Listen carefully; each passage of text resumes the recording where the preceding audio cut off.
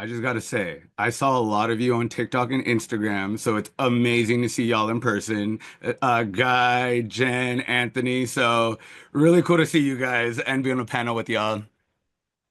Nice to meet you. Likewise, Awesome, awesome. I don't know how many Um, reposts I did of yours, so Yeah, no, I've definitely appreciated you for a while, Jen. yeah. Like I you, wish I could take all the credit for that. You guys, I mean, people know our show, but Peter Hager, my business partner, actually does run our social media.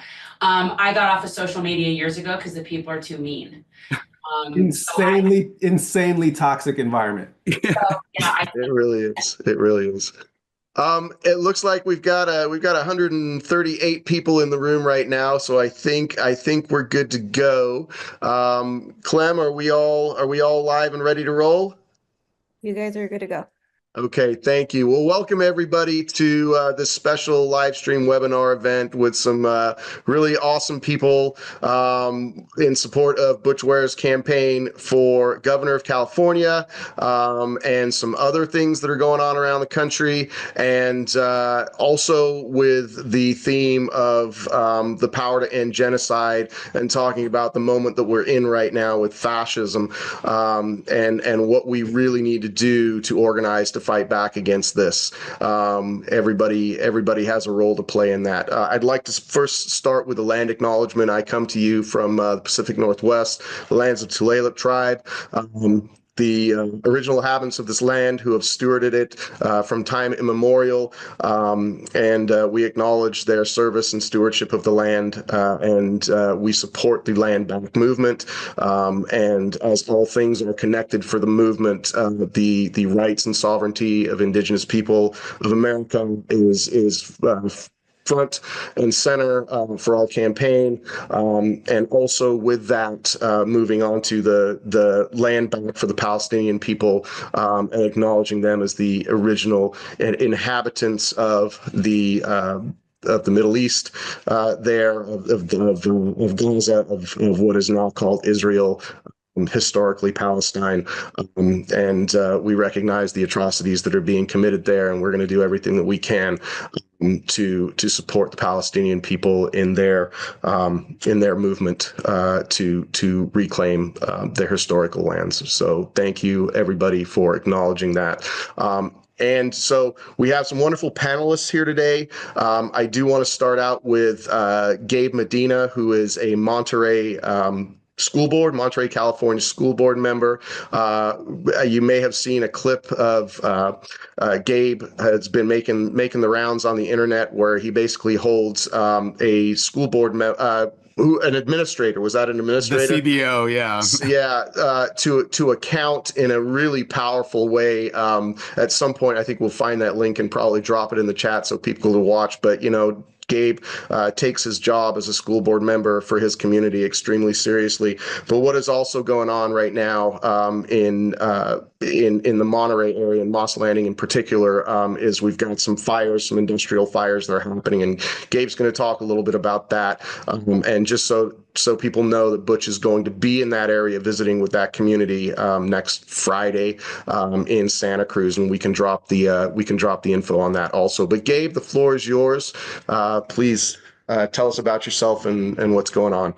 Yeah, gracias. And Mateo, everybody. My name is Gabriel Jesse Medina Martin Ruiz, but you could call me Gabe.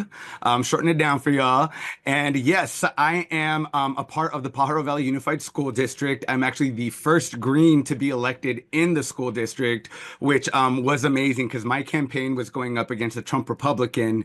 And I think our messaging of just going directly to the people, listening, was the really big part of my campaign, is just going to them and not expecting them to come to us. And I was also fortunate to grow up in this area, so I knew the community really well. When I was knocking on doors, they were telling me about my mama, because she's a young mom, right? When she used to party back in the day. So it was fun hearing those stories about my family. I was going around just meeting different folks. And yeah, so I also represent a large farm worker community, the campesinos, since we're right here in the Monterey and Santa Cruz area. So I tell people, if you've ever had Driscoll's Berry, you've had a taste of my hometown, Watsonville. If you've had Martinelli sparkling apple cider, you've had a little taste of Watsonville as well. And those were a lot of the production happens here in the area. But unfortunately, even though we have these big brands, we don't always have their support in providing for our schools. So, and this really ties in well with the Moss Landing fire, because when that happened on January 16th, it was only about 3-4 miles away from where I'm at and my district. And when that fire was set off, it sent off this plume right above us. So we got told we needed to shut the windows and we needed to stay inside or leave the area. And the unfortunate thing about that is a lot of my constituents don't have anywhere else to go. Some of them don't even have proper housing to be in. We're having people living in multifamily households in this area, so it gets very crowded, and even just transportation itself is very hard in rural areas. So when they sent that emergency out, a lot of people were wondering, what can I do? Where could I go? And me being a part of the school district, I was faced with the question, do we shut these schools down or do we leave them open? And it was a hard choice, but knowing that half of my constituents did have no other resource, we left the school open for those that had the opportunity to come over, and those that could stay home with their parent, great. But another thing that we faced when these fires happened is my middle school. If everybody had heard of the Pajaro floods that happened in this area. So essentially, we had a breach in the levee. The Monterey County knew about this for quite some time, but refused to put any funding or infrastructure towards that area. And it devastated our community, just entirely flooding it. And we're still feeling the damages of that today. Now, the flood and the fire come together with my middle school because as we were getting notices to close the windows, some of my school, the windows in the school hadn't even been put up yet. And they were telling them they need to close the windows. So we had this massive wave of air coming into our schools. And because we're in like this Monterey County, which is a tiny slither, then we have Santa Cruz County, it just goes to show the neglect that we've always felt in this area of, environmental disasters happening and not securing them properly through infrastructure or big farm companies coming in and pesticides. We have a high rate of autism and cancer in our area, and that's due to the pesticide levels because we're right around here. And if you look at a map of where my schools are, they're directly in the center of all these fields. And what planning that was, or was it intentional? Because we know what these chemicals do when they spray them on us. My grandma was sprayed, and autism and ADHD has just traveled down the line through my family. So there are just these long-term impacts that also impact our students, when these disasters happen and when we don't put these buffers in place to protect them. And especially my parents who are undocumented don't always like stepping up forward or vocalizing because they're scared of retaliation. And I tell them, I know that I have privilege in the sense that I was born on this side of the border within America and I have status, right? But I can't say the same for my entire family or my community. So it's really up to us to advocate, to protect our community and to really just educate them. And, as I was going around, one of the big things I would ask is, do you know what's happening, not just in this area, but around the world? And when I would bring up what was happening in Palestine, a lot of my constituents had heard about it, but didn't really understand why they should really, look more into it or how it's impacting them. And I've told them, it has impacted us. It already has. Colonialism has demolished our society. When the Spaniards came in on these shores and eradicated our entire civilization from language to our philosophy, they burned our scripts, right? They took that sense of community from us. And now we're living in this structure where we're at the bottom of the totem pole because we don't look a certain way, because we don't talk a certain way, and I tell them this is why it matters, because I wish we had people there for us when our genocide was happening early on. And I wish people could see what had happened and the damage that it did. And for us, we should be standing up to that, because let me tell you an honest truth. They don't see a difference between Mexicanos, Latinos, Palestinians, Arabs. They don't see a difference. I've been told to go back to Palestine and Mexico, right? Only because of the features and the way that I look and express myself. And that just showed me that they don't care, where you are from. It's a matter of how you look and if they could other you. So I do a lot of education with youth, especially now since there's a lot of censorship trying to go on within our schools. Just yesterday, we had a discussion on ethnic studies because it was pretty much sidelined by two Zionists who came in and said it was anti-Semitic and really just went after Dr. Alison Santiago Cubales, who was really trying from the Filipina community and really trying to instill, liberated ethnic studies and community response ethnic studies. And she developed that with our students, but she didn't get to with our teachers. So yesterday we were just hearing, our community after 2 years, saying why they want to bring back ethnic studies. And I was actually elected in because the previous person that was in this seat refused to engage with the community, listen to the students, and it did a lot of damage. So I'm not only repairing, but I'm also just trying to tell people, like, look, these roles are important. I know you felt numb a lot because of the neglect that you've had from the Democrats, because they consistently come to our rural area, ask for our votes, but yet they don't protect us from ICE. They don't protect us from all these environmental issues that are going on. And I'm not even going to go to the Republicans because they don't care, but the same of care feels at the same level with the Democrats as well. So when I was telling them, because one of the gente that was there said, eres a Republicano Democrático. Are you Republican or a Democrat? I said, ninguna. I said, neither. Soy verde para la gente. And he said, eso, right? He said, yes, that's what we need, right? And I also tell people, like, our raza, we had La Raza Unida party back in the days in Texas. And that was our own independent way when the Chicano movement was coming up. So I tell people, we've always had a strong sense of independence and not coming in with these democratic values. Those were just something that was put upon us. As soon as we're born, we're just told, check blue, check blue.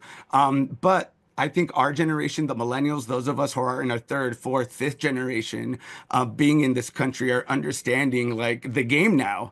And we're playing that game. I'm doing it within the school board. Respectability politics comes into play. Tone policing comes into play. But I'm not going to be any less louder than the people that were trying to prevent us from getting educated or access to these resources that we needed. So that's what I do. In a nutshell, I'm in the Santa Cruz Monterey area. And I'm really trying to make an effort to get more Greens on board because I think I found my tribe, as we like to say, when all these different events were going on. And when you talk to certain people, you see their values, you see where they're coming from. And it's those people that actually see you when you're having those discussions and not through you or your ideology. So I love that. I love being a part of the Green Party. I love working and organizing.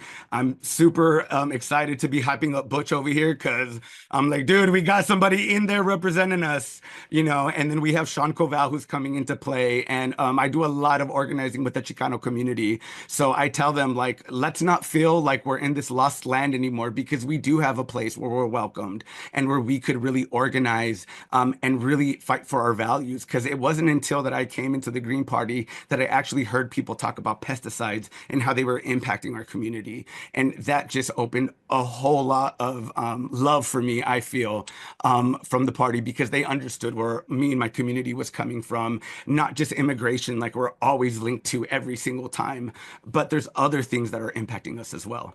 So yeah, that's a little bit about me, what I do, and I'm really excited for Butch and to hear what everybody else has to say.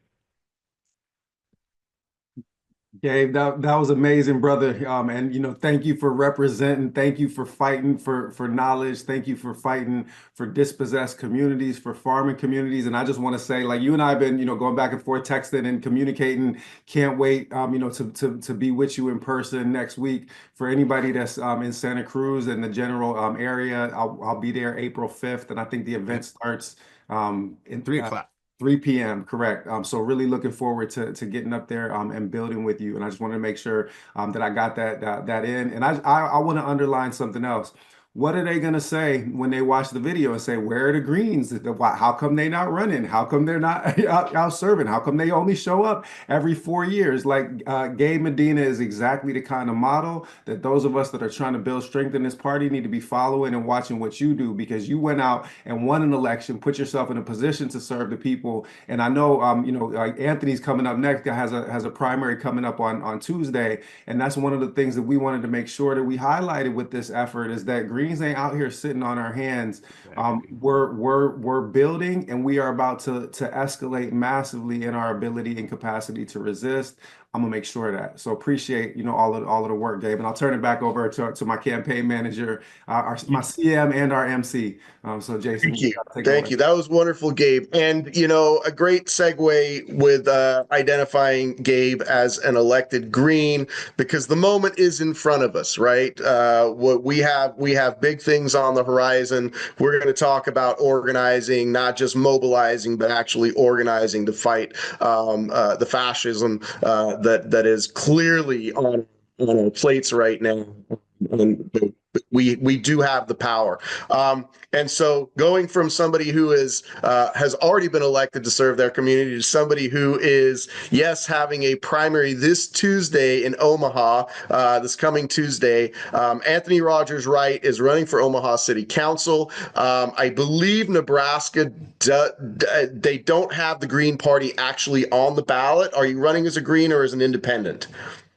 Yeah, you can't get on the ballot as a Green because it's nonpartisan races. Nonpartisan race, that's it. But you're a Green Party member. Anthony was a support for the Steinwehr campaign, helped us write some of our environmental policy, especially some of the part that has to do with indigenous and Black farming, which is something that largely gets ignored as we talk about agricultural policy, and identifying how this country has really put its boot on the necks of Black farmers and taken away their resources and their capacity to grow their own community through farming. It's really, if you have an opportunity to do some research into that story, you will be pretty horrified.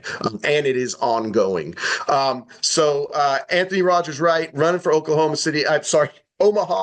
Omaha City Council. I had the great pleasure of being in Omaha just last week, Monday and Tuesday. Anthony and I got to hang out. We hadn't seen each other since last summer. But Anthony, tell us about your race. Give us your website also, if you would. Yeah. No, definitely. Thank you so much, Jason, Brother Butch, Gabe. That was, super electric. I love getting things started off that way. I'm very, very happy to be here with my dear sister, Jen, saying Shabbat Shalom to all of our fellow anti-Zionist Jews, and Shabbat Shalom to everyone in general. And so calling you here from occupied Omaha territory. And the interesting thing is our campaign slogan is against the current together.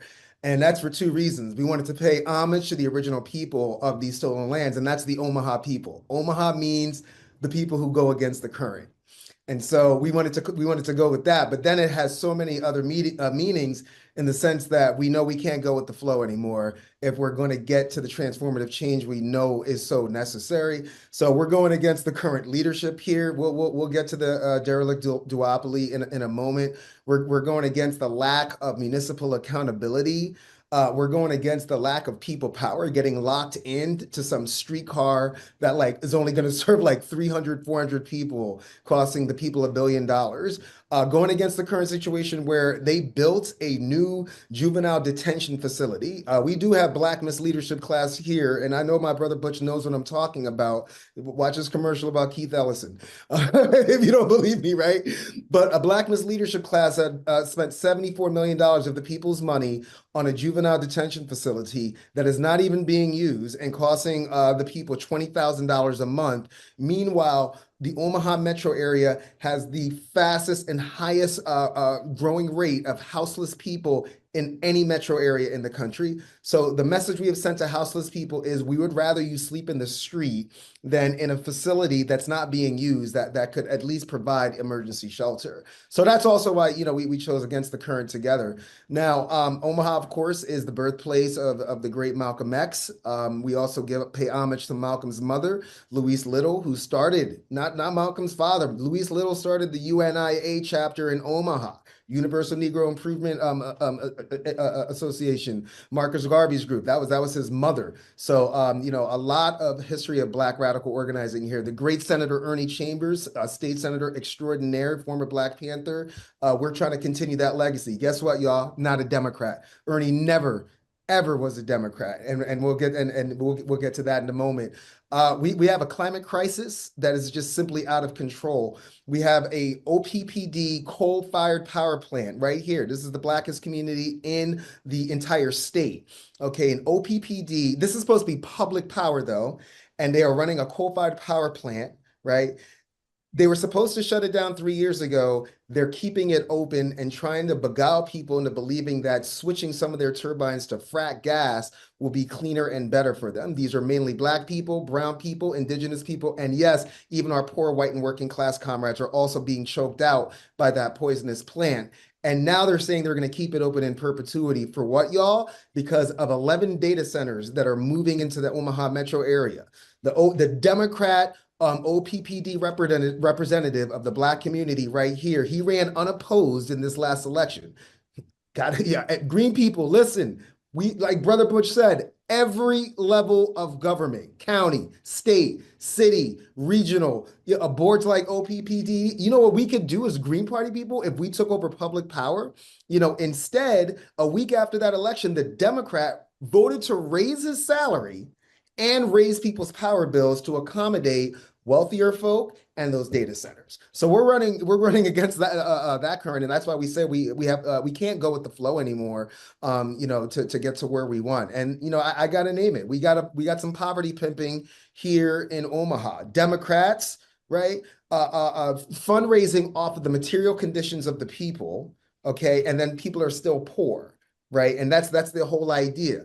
Many of these people are dangling on the strings of their alabaster puppet master, Susie Buffett, Warren Buffett's daughter, who is buying up parcels of North Omaha to turn it into her personal plantation. Black Democrats, Black liberals allowing that to happen and not being called out. One example of this, Jason and my Green Party people, so for some reason, our white supremacist governor, Pete Ricketts, who's now the senator, signed a bill to give $343 million to North Omaha. That was supposed to go into economic development, environmental cleanup, business development. Instead, it all went to these Democrat Party affiliated nonprofits.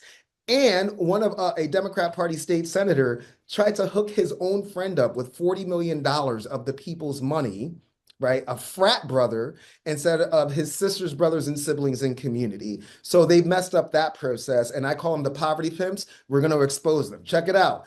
The state auditor of this state is a Republican, and I will ask him for a line item budget because the fact that the Democrats, and we see certain other Democrats, Butch and company, trying to sheepdog people right now, going on a little tour and asking poor and working class people to pay for their sheepdogging tour to get people back to the Democrat Party. We're not having it. The duopoly has absolutely been exposed. We're the only candidate that has a dedicated climate justice platform. We're the only candidate that has a platform that says if out-of-state developers come into our city and get a 15% flat tax rate, that they have to give something back. It's called tax increment financing, or TIF. I'm calling it a TIF for TAP program. You do business in Omaha, 35% of those residential units are going to be for low and moderate income individuals and families, and you are going to use unionized workers for your construction, your maintenance, and your repair. That's what you get us for, because we're not for sale. We're open for business, and we're not for sale. And then one of the last things that I'll say we're running on, Jason and company, is something really radical. I've knocked on close to 1,600 doors at this point, our crew, okay, with the election coming up on Tuesday. Some people don't even know who our city council member is. They don't even, so I'm running on something really radical, like a weekly newsletter to keep people informed and let them know how I plan to vote on next Tuesday's agenda. It'll come out on Friday, and people can get to me and say, hey, we don't want you to vote this way, or we want you to vote that way. We're also running on 20 hours a week of office hours for constituents. That's 4 hours a day, y'all, just so that people can be connected and feel like they have power and know that they have power again. And then one of the last things we're running on is we're calling it a quarterly canvas, which is every 3 months, that month, every weekend that month, I'm just going to go knock on your door and say, what's up? How am I doing? Maybe you want to curse me out, but at least it's data, right? Canvassing can be a tool, not just to get elected, but it's an organizing tool. Right, Professor Butch, what does Stokely Carmichael, Kwame Ture said? Elections aren't about liberating my people, they're about organizing our people. We got to get organized, and then we're going to get to that liberation phase. And I do want to talk about Palestine before I close. As you know, Jason, I was there in October. I got to spend time there for about 3 weeks. Met Ahmad Bernat, who of course is the amazing brother who came out with the film Five Broken Cameras. And, you know, I have to say that it has always been my Judaism that has informed me about the white supremacist Zionist ethno-state, settler colonial project, U.S. military installation known as the State of Israel, which is an abomination in itself. Jen and I are not the only Jews who feel this way.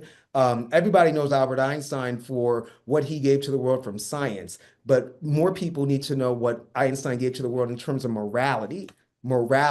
Okay? He was against that state from the outset, worked with other anti-Zionist Jews to put an ad in the New York Times. And he literally said, this was after the desecration, the genocide of the Deir Yassin village near Jerusalem. I mean, literally Nazi tactics, right, used against our dear Palestinian siblings. So when it comes to Palestine, I want all my Arab, Muslim, Palestinian family to know, yo, there are so many more Jews than you realize who are embarrassed, who are ashamed and absolutely outraged. And that's why we say things like not in our name. You are not going to use the Shoah or the Holocaust to justify the genocide you're taking part in now. And this is the time, you know. And last thing I'll say about being a Green, Jason, that was easy. I mean, I met a man who changed my life about 10 years ago, the great Ajamu Baraka, when he was running in 2016 with our dear sister Jill Stein. And that was pretty much it. You know, I'd left the Bernie campaign and met Ajamu. I can't go back now. Right. I mean, Ajamu was basically like my Harriet Tubman. He got me off the DNC plantation, and I'm never going back. I cannot go back to a party that's complicit with genocide, put genocide over winning the presidency.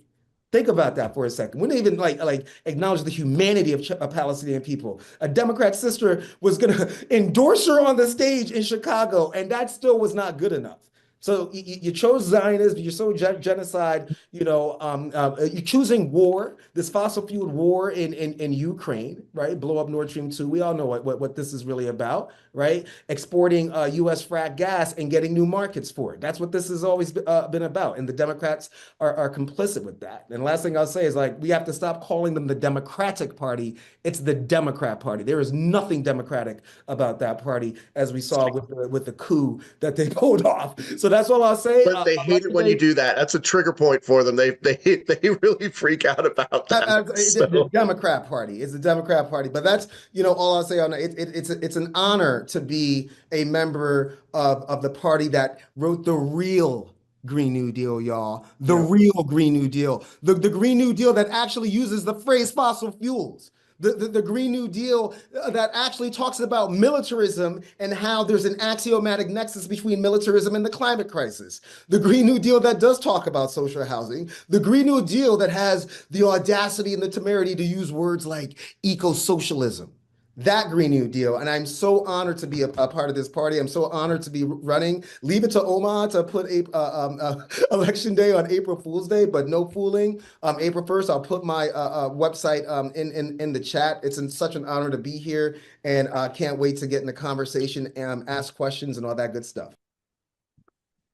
Man, But please, for people watching, we got Sunday and Monday to get doors knocked for Anthony. Serious business. If you're in Omaha, if you're in Kansas City, go to Omaha. Go help Anthony knock some doors in these last couple of days, because he is reaching people, and you heard it right here. He's got the plans for the future. So, Butch, I'll turn it over to you. Absolutely. And Anthony, I mean, that was incredible, man. Spitting facts and spitting fire. So appreciate you. And, warmest greetings of, Shalom Aleichem. Appreciate you, brother, for everything that you do. And it just hit me that what I'd love to do if we can get it done is let's do an IG live just right before the election. Maybe do it Monday afternoon and just get as many eyes on your candidacy as we possibly can. I want to ask my brother if he's in a position to turn his camera on and to unmute his mic. Because we got revolutionary royalty in the building tonight, y'all. We got revolutionary royalty in the building. The chairman himself, Fred Hampton Jr., has joined us, and I just want to say, a couple words, to introduce our brother who needs no introduction. So I mean, first I'll just say I'm sitting here, always right next to my computer with my copy of Revolutionary Suicide by Huey P. Newton. And when I make my closing remarks in a few minutes, I'm going to talk about how what this campaign is trying to do ain't about what other campaigns have been doing. Like Gabe said, our brother Gabe Medina said, we're not going to the people like the Democrats, begging them for votes when we don't show up in communities. Our goal is to put ourselves in service of movements on the ground that are doing the work of liberation, which means that our program starts with those survival programs of the Panthers. And so I just want to just say, brother Fred reached out to me a little over a month ago, and we've been, building ever since. Our good brother was in Ghana for a minute, managed to get back without any additional screening from the feds to get back in the country. A lot of people have been taking beef and static on that re-entry. And we're working on an event out here in Cali where we'll do a screening of Judas and the Black Messiah. But I got to say, one of the most humbling, moments for me of this journey of getting pulled into electoral politics, brother, was, hearing your words, saying that you appreciated the way that I'm moving and the way that we're doing things. And I really appreciate you making time on short notice to come in and speak to the people about, where we are in this moment and the need to depend on one another, the need to fight back and to live out that Panther legacy. So please, good brother, the floor is yours. Well, first of all, right on, Dr. Ware, I'm honored and humbled to be on. I just was closing out another meeting, but as you just pointed out, I recently just got back in from delegation to Accra, Ghana, which we also went to Tema, which is right next to Accra, and spoke in University of Ghana. We made a few more stuff. Went to a few of the slave dungeons. This was not a trip, a delegation in which the present day Rainbow Coalition is speaking, kind of tag team with some of the points you just brought up in regards to these particular times. We have the Rainbow Coalition, which was authored by Chairman Fred Hampton, which in the city, which was, for all practical purposes, remains to be one of the top segregated cities in the country, if not the world. He was able to deal with the race, grapple with the race as well as the class contradiction, in which he took various forces such as the Young Patriots, which was a group of Appalachian whites. At one period, they wore the Confederate flags and jackets, but he won them certain points of political unity. The Young Lords, a Puerto Rican organization which was founded in the leadership of Chairman Cha-Cha Jimenez, in which ironically, we just had the funeral services for Chairman Cha-Cha Jimenez a few weeks ago. And I'm honored to say that was, that Chairman Fred, that was one of his comrades, and also was one of my comrades. And also, many of what has been referenced to street gangs, but a lot of times we reference them as unpoliticized street tribes. Where you've seen a revolutionary period, a revolutionary climate, when the formerly known devil disciples that took the position, they now have renowned themselves to be known as the Black disciples, the Blackstone Range, the Black Peace Stone Nation. And he was able, Chairman Fred was even able to flip the script, if you will, on such tactics that was implemented under the infamous COINTELPRO, the counterintelligence program, in which the federal government had approached such organizations as the vice lords and told them that they would give them a certain portion of the West Side under the condition the Black Panther Party did not be able to open a free medical center. And Cherry Freeman was able to win these brothers and sisters to certain points of political unity. And I'm going to point that out because a lot of times there's an incorrect narrative that there was an attempt to win all these forces to become revolutionaries. But in fact, Chairman Freeman himself said that everyone should be able to commit a revolutionary act, some point of unity. And that is taking account dealing with the real world. And in that spirit, we have the present-day Rainbow Coalition. On this, the Black Panther Party Cubs, which I'm honored to be the international chairman of, and comrades from the indigenous and native community, Conus Manuel in particular, and others. We had touched down. We have a history of grappling with different subject matters, such as that of political prisoners, in which we took the campaigns for long-held political prisoners, Mumia Abu Jamal, Imam Jimmy Al-Amin, so many others, as well as we played a major role in regards to the campaign for recently released political prisoner Leonard Peltier from the indigenous community, the native community. We also challenged the contradiction in regards to the drilling on the pipelines, South Dakota, North Dakota. So that's just some of the resume with the President Rainbow Coalition. So this delegation, we touched down. We're working on some issues regards to some of the water, water, the wells with the people again in Timor.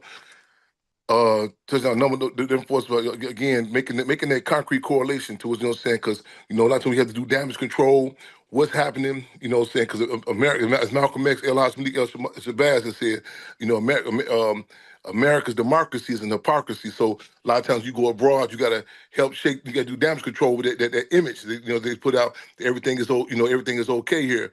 In fact, a campaign that we implemented around 2001. Which is still in play, is the AAT bill, the African Anti-Terrorism Bill. That that was to put in context the terrorism that Black people in particular have been subject to, under such euphemisms as slavery, Jim Crow, redlining, and so on and so forth, to up the ante. And just in closing, just want to say this time period. I'm told the type of discussions that's even happening right there. In Africa, about Burkina Faso, Mali, Niger, it's you can feel it. It's like the climate. And this is the time again in regards to people talking principal coalition, scientific relationships, up in the ante. So even though a lot of people talking this climate is terrible, but it's fine, because again, it's that diamond that comes out of that coal, that pressure, and it's the sad reality. But the reality, all the same, is that people become conscious or get involved in the struggle. We say one of three ways: inspiration, aspiration, or desperation. And we can look back even during the Black Power movement of the '60s, when there was a revolutionary climate, when discussion from the Philippines to Vietnam to what's happening throughout Africa, through the states, the ante was being up. So again, this is it's a hell of a period of time, hell of a time. And just again, I'm honored to be able to struggle to have this world perspective, because we cannot afford the luxury to engage in subjectivity. Thank you, brother. And I know that you are, first of all, just literally like fresh back off a plane. Like you called me from when you still in the airport, but like in between, connecting flights. And then you ran right in the meeting. So I know you still, grappling with, with jet lag and everything else. So I won't ask you, to stay on for the rest of the. Well, I'm gonna sit there. No, okay. I'm gonna sit there for a minute. Yep. Excellent. Yeah. I just wanted to, just as a formal matter, you have more than fulfilled, our aspirations with your inspiration in our state of desperation tonight. So if you have to step out, we are much obliged for you coming through and blessing the mic for us, and looking forward, to building in person, whether it's in Chicago or in Cali.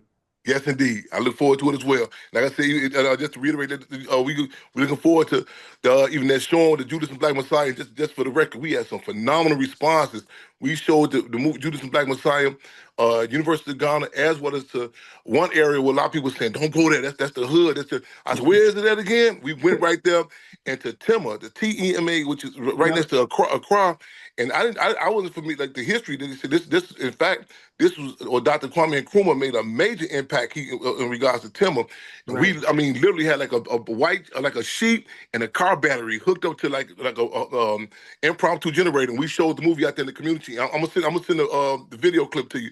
The response was phenomenal. You know what I'm saying? Yes, indeed. So, and again, with that piece, we say we was able to put the Panther Cub peel in the applesauce. You know what I'm saying? Because again, like a lot of people shy away from the politics, but we was able to put some political education in that production. That's it. That's it. Yes. Appreciate you. Bless it. Appreciate you as well. Fantastic. Yes. I'm gonna turn things back over to my campaign manager. Amazing. Jason Call, but that was super dope. Appreciate you. Appreciate you as well. So great to hear from you, Mr. Hampton.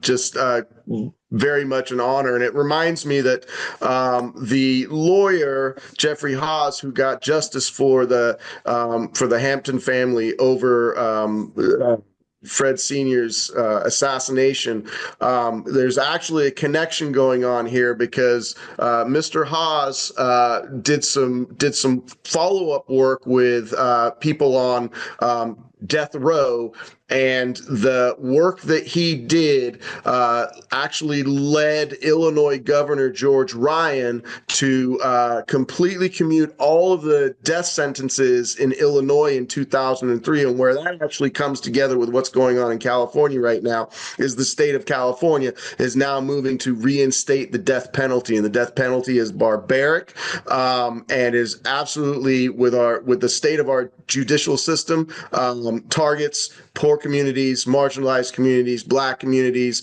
who don't have the access to legal counsel and who we all know are targeted by the system itself. So there's a lot of things coming together on this. But do you want to say something, Mr. Hampton? Oh no, I just want to comment. Yeah, and we got to keep our guards up because, like, I remember that campaign vividly in regards to there was a tenure former governor Ryan. We did a lot of groundwork on pushing, challenging the death penalty, and it should be noted it's a moratorium. They didn't wipe it out all the way here in Illinois. So, and also in California, with the what year was it? The Pelican Bay, some other campaigns. We have a chapter, the Black Panther Party Cubs in California. So that's with the prisoners, they did the big hunger strike. We was on deck with them, and so I definitely stay in contact with y'all, and I let y'all know when I'm on that side of the country, because Illinois implemented a moratorium on death penalty, and I know as soon as they get the opening, they'll try to re-implement it. So we got to keep our guards up and keep swinging. Absolutely. Thank you for that. So next, we have one of my favorite people in the world, somebody that I've known for the last 6 years now. Jen and I ran for Congress together as Democrats back in 2020 for the first time, and I have obviously moved away from the Democrats. But Jen put up the good fight against one of the worst people in Congress, still in Congress, one of the worst, maybe even the worst Zionist in Congress, but just an absolutely awful person, Debbie Wasserman Schultz, and we've had some good fun making fun of Debbie, but she's so terrible. But Jen has come out in support of Butch's campaign and is doing what she can do from Broward County. Jen, welcome to the live stream. It's so great to see you again. Thank you so much for having me. I was getting ready to come on here and thank Butch, thank everybody, and say, oh my God, I am actually invited to the Revolution Party. This was the best thing ever. And then I'm sitting here and now I'm following Fred Hampton. This is what's happening now to me. So yeah. Well, so I appreciate it. I mean, I am definitely not affiliated with Democrats. I am no party. I am proudly no party. I feel good about that. We don't really have a Green Party here, people. We really don't. I mean, it's kind of sad. But my goal, is to see the Democratic Party go away, very, very far away. I feel and I say that we never needed new Coke. We never needed new Coke. There was no point for new Coke. And once people soundly rejected it and they came back with, okay, well, we're sorry, we're going to keep the new Coke, but here's Coke Classic. And if everybody would now look, there is no more new Coke, because there was just no point to it. So that I feel like is a very similar goal that we share, I mean, in terms of crushing the duopoly. But yeah, I support this campaign very immensely. It's actually the only, I'm going to say it's the only campaign that I really am not interested in that's going on, because I really see this as a huge opportunity for a national statement saying that we are outside of this duopoly. We are not needing to function in this duopoly. I don't know that that could happen at the state level in a lot of other places besides California. So I think it's really important for us to focus on races that strategically are plausible. And along that line, people need to understand how expensive this is. Like, you guys, it is so hard to run a campaign and not be a whore, right? Like, that's the gist. That's why all the people that are in Congress that win are whores. So it's generally how it goes. So in order to do this, the people like us who are fighting a class war of which we're not in the top, have to kind of come together and support this. And it is important. And while I am not a big fan of electoral politics in general, this is an opportunity. This is a huge opportunity. And make no mistake that whoever the Democrat is running, I don't know if it's Kamala, whatever, whoever it is, their PAC will invest very, very heavily in whichever Republican or whoever else is running, so as to create a jungle primary situation that is much more winnable for them. And they know that this campaign, that Butch is the biggest threat to their message. Well, they don't really have a message, but whatever, their pretend message. So they know that. So they are actually, I would not be surprised if they actually put more money in the person that they want to be the number 2 on the ticket to get to that level than they are in their own campaign, because they know that they can't win otherwise. So people need to know, I mean, as much as we're like the low class in the class war, we need to like send in money. We need to send in money. So I feel honored to even be invited to this as someone who's not running. And all I do is have a podcast. So, you know, I'm trying to fight the fight on my platform. And as an ex-Zionist, I mean, I'm loath to say anti-Zionist as much as I feel like saying ex-Zionist, because it's taken a long time to get to that point. At this point, I just want to land Israel like a boil off of humanity. But we are in a position right now where we are seeing what looks like to me the implosion of American empire, an implosion of capitalism, and we're seeing it globally. And it is extremely important to keep our eyes on that. The whole left, right, red, blue thing is a ridiculous theatrical distraction that is designed to keep us punching sideways. Well, actually, Republicans blame the immigrants and Democrats blame the Republicans. And so we just kind of keep going around to nothingness. And I am someone that my goal and what I do is to try to inspire not just people to be angry. I am so angry over the past, I'd say 17 months, that I think I've probably taken 3 years off my life. I've had moments where I'm shaking. I'm so fucking angry, sorry. But anyway, so there I go. But, you know, I think that we need to keep people focused on where to apply that anger. That is the key thing. It isn't that people aren't angry. People are angry, but they don't know what to do with that. And if they look to the right, they're going to be told, oh, it's the immigrants, it's the Muslims, it's, you know, whoever it is. And if they look to the Democrats, then they're just punching sideways. So we need to keep everybody punching up. And the key to doing that is reminding everybody over and over and over again that the duopoly is what is suffocating us. These are corporate-owned tools. They serve at the pleasure of capital. They are never going to look out for us. And the only way to crush a duopoly is to stop supporting it. See, we have to get off the hamster wheel. So this campaign in particular is an opportunity to do that.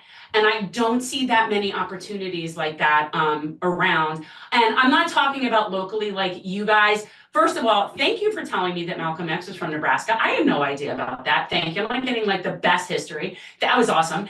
And so the local races are so important, and the fact that they're nonpartisan is the best opportunity for populist people and actual leftists and people that are, that's our best opportunity to actually even have a say in anything, is in nonpartisan races. So that's really, really important. And I so appreciate that you're doing that. And I don't know if you've noticed this, Anthony, but when I have before canvassed for somebody that was running for mayor, so I've canvassed for nonpartisan races, it's a whole different ballgame. People are so much more willing to discuss things and talk to you. It's like, as long as you're not representing Democrats, a lot of people will talk to you. So you can get much further when you take the partisan crap out of it. And so I'm just here for the revolution. I am very hopeful that this will be the first of many states to sort of take out the Democratic Party, wherever it is left. We don't really have one in Florida. So yeah, that's basically it. And anybody, if you are interested in watching me rage against the empire, I do have a podcast called Generational Change. Peter told me to do a plug, so there it is. And yeah, I'm very thankful to be here. The fact that you would even think of me in this same context as this is really, really cool. So I appreciate that so much. You're welcome, Jen. And of course, we think of you in this context. Like I said, I've known you for 6 years, and I knew you were in this space.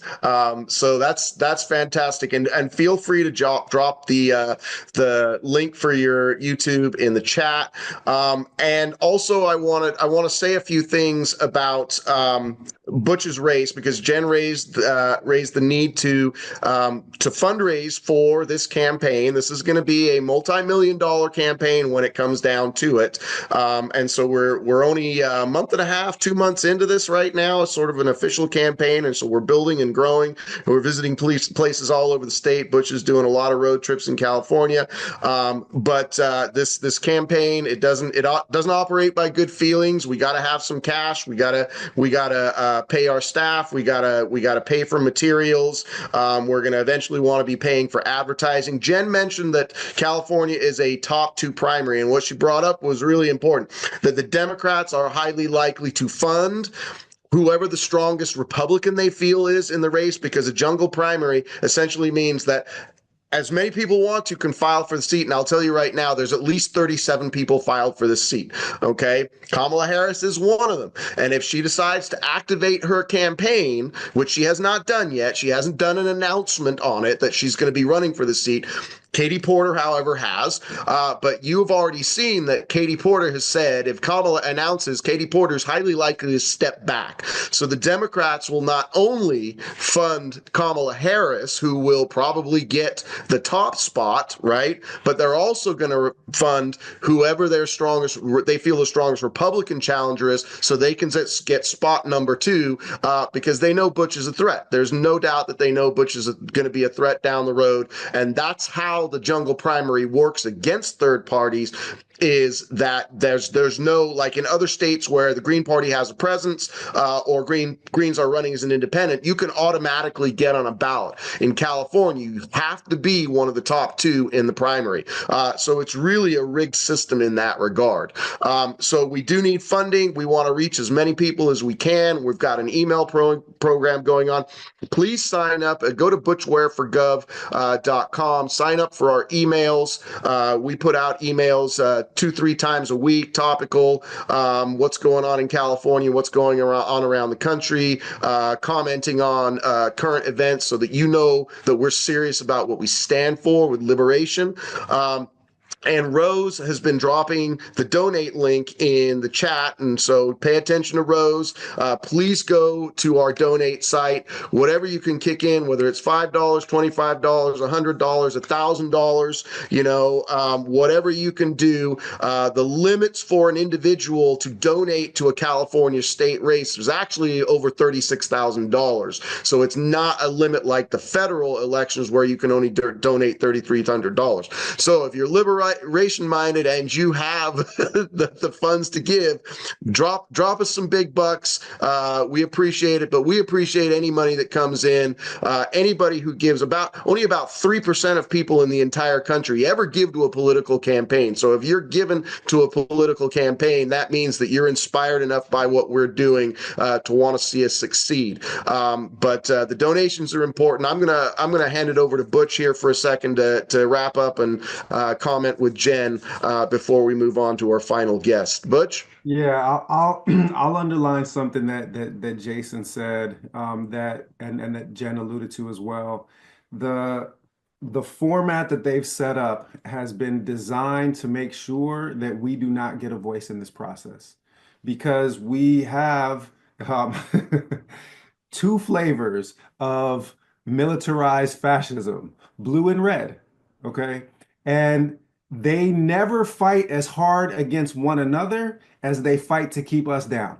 So they are in collusion to try to structure things so that this primary only two emerge. It's going to backfire if we fundraise and organize, because there are enough liberals and progressive leaning folks in the state of California that we have more registered independents than we have registered Republicans. So there is this opportunity to slide into that two slot, okay? It's gonna take literally the campaign max that you're allowed to spend going into the primary June 2nd, 2026 is $11 million. The whole election takes place on June 2nd, 2026. And the reason is that if we are able to finish even second in that race, then whoever the Democrats run are gonna have to deal with me on debate stages and on the air for 5 months. And that, ladies and gentlemen, is the end of the duopoly, because I will beat the brakes off of them in any kind of open debate. Our issues, the things that we are running on, are things that are 70-30, 80-20 issues with the American people writ large, and they're 80-20, 90-10 issues in the state of California. So as soon as we are able to pierce that mainstream media bubble, it's finished. And whatever happens in the state of California is going to shape and is going to shake the entire nation. And look at how dark it is getting right now. We need to fire a warning shot across the face of these fascists and let them know that we are building power to fight. And I hate to break it to y'all, because I know leftists be making a virtue of poverty. You know, as somebody that's done fundraisers in the Muslim community for the last 20 years, we don't make virtue of poverty. The Prophet's cousin, Ali, may Allah be well pleased with him, said, if poverty were a man, I would have slain him. The aim is not to make a virtue of poverty. The aim is to end it. The aim is to meet the needs of every single human being. And that is going to take resources. The good news is that we only have to do it one time, because we will be running on a platform of campaign finance reform and publicly funded elections. And I know that once that happens, we're going to be able to defeat the duopoly nationwide, because that's what happened just to the south of our border here in Mexico. 10 years ago, they got finance reform passed, and now they have an anti-Zionist Jewish president, Claudia Sheinbaum. Right? So all we have to do is literally win this one election and the duopoly shatters.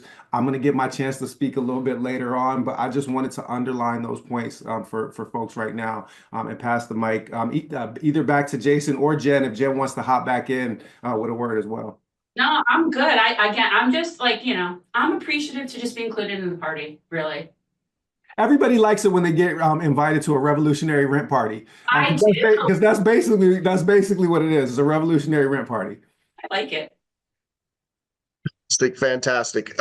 So yes, just one more time, if you can drop some money towards the campaign, we'd certainly appreciate it. We are obviously the justice campaign in this race, and the duopoly is going to work against us, as they always do.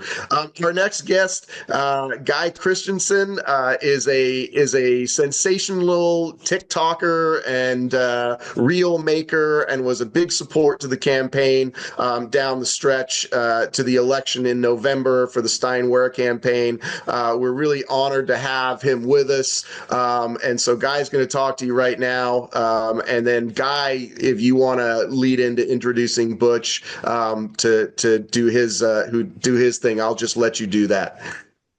All right, thank you, Jason. And I first want to say thank you to everyone who's here tonight on the call, and also those of us who are going to watch this on my pages later or on Butch's YouTube.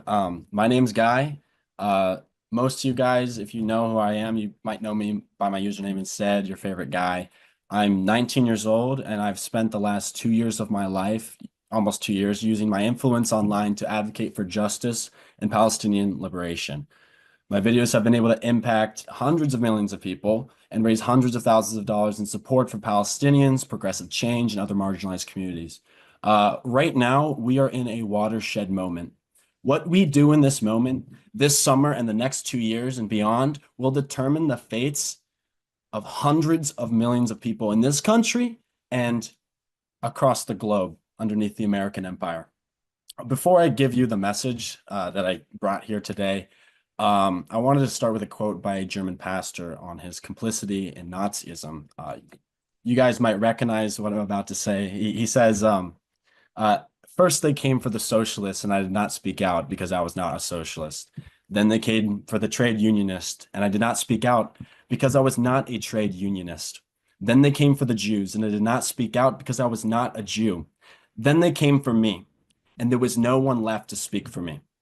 This event is more than just a campaign fundraiser. It's more than just our messages. It's a gathering of a movement for justice. We must be building real political power around our movements. I became aware of Palestinian struggles on October 7th. I was 17 years old at the time. I was freshly a senior in high school, and I built a large online following already. And as I watched my feeds become flooded with what I now know was Zionist propaganda, I was shocked.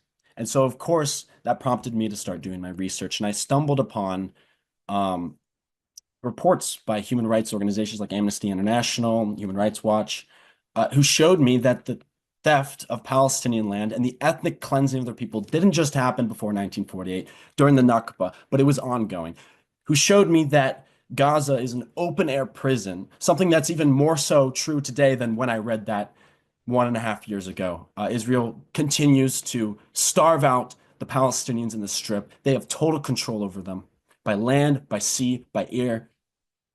It's horrible.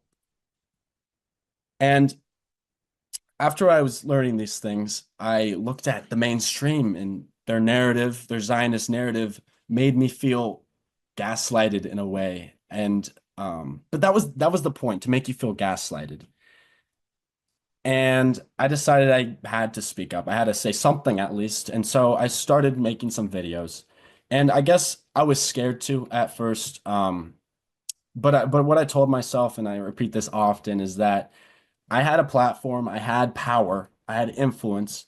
And if I didn't use it for good, when it was hard, when I was seeing the brave few at that point in October 2023 who spoke out, having their careers ruined, having their lives doxxed and attacked, what was that influence good for? And ever since that day, I've spent my life advocating for Palestinian liberation, for their rights. And I've gone from somebody who knew nothing about Israel or Palestine to becoming highly educated on their struggle. I care deeply for the Palestinian people suffering in this country and across the globe. I'm not alone here when I say that my heart aches. If you heard my videos, I often come off as like passionate, angry, frustrated even. These are secondary emotions to this climate of fear, and secondary to the empathy I try to carry within myself. We must all utilize these feelings within ourselves to build power for lasting change. In 2024, I used my voice to support US politicians who align with Palestinian rights. Jen was one of these people. I also supported members of the squad who came under attack by Zionist interests in the United States who were moving to oust them from power. Cori Bush, we know, was ousted. Jamal Bowman was ousted. And these were retaliations against their stance of being the last remaining Congress members who were willing to criticize Israel. And I watched as one by one critics of Israel were ousted from power by Zionist interests. Everyone came under fire, and unfortunately, their campaign was largely successful. This taught me the importance of defending principled leaders and building independent political power outside the establishment. Throughout my journey of activism and teaching, I've gained knowledge and I've learned critical lessons. There's still, of course, a lot of learning. I would not call myself an expert by any means, but I saw how these systems of oppression are all interlinked, and therefore so are our struggles. The issue of big money politics, which has completely disenfranchised the American people from being represented by our elected officials, is linked to how Elon Musk was able to buy the election and install himself as an unelected oligarch. It's how AIPAC and the pro-Israel lobby bought most of Congress and why they dictate our government's policy. It's how Musk is trying to flip Wisconsin Supreme Court right now. The deportation machinery that's being trained and tested and attacking the immigrants of this country is also being weaponized against pro-Palestinian activists and dissidents. Trump is floating the idea of sending Tesla protesters to CCOT and El Salvador, which we know is infamous for its torturous and abusive conditions. To tackle one of these systems is to tackle all of them. Just as they interlinked, so are we. Collective liberation is a core focus of my work, Butch's work, and hopefully will be part of all of our work. I've always stressed the importance of one's voices, and I still do, because our voices are a well of power from which we can always draw from. It can never be taken away from us. I advocate for action, protesting, boycotting, fundraising, but I understand that this needs to be augmented by building real political power around our movements. I crossed paths first with Dr. Butch during the 2024 election cycle. I was drawn to the Green Party's unapologetically progressive campaign, which didn't compromise people on the basis of corrupt interests, and Jill Stein's presidential campaign, which placed Butch on the ticket as vice president. Their campaign centered on ending the genocide in Palestine, so I became an active supporter, and I used my social media to amplify their message and help organize the movement around the campaign. It was Butch who invited me out to UCSB to speak at a panel last November, where I was stopped by the FBI at the airport who tried to prevent me from flying out and organizing. The incident was triggered by Zionists who created a fake series of bomb threats against synagogues in my city in my name. And that's the whole thing. These powers who are threatening us, working to rob us and strip us of our rights, this is their biggest fear. It's power building, it's organizing, it's connecting with each other. They didn't come after me when I was staying at home, staying online behind the screen, trying to teach people. They came when I went out and connected with others. It was at this event in California where I forged connections with a multitude of other activists, connections that continue to be empowered to this day. I made friends with a bunch of amazing folk from Tech for Palestine, and we've collaborated on many projects since then, including this tool called Find a Protest, which lets anyone locate protests near them across the board for any movement. And it was in California where I really gained a deep appreciation for organizing. So thank you, Butch, for doing that for me.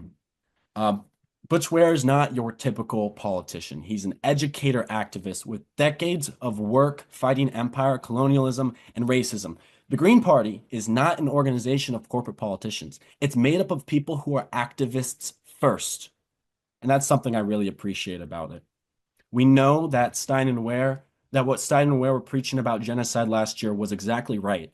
Harris lost the election because of the genocide.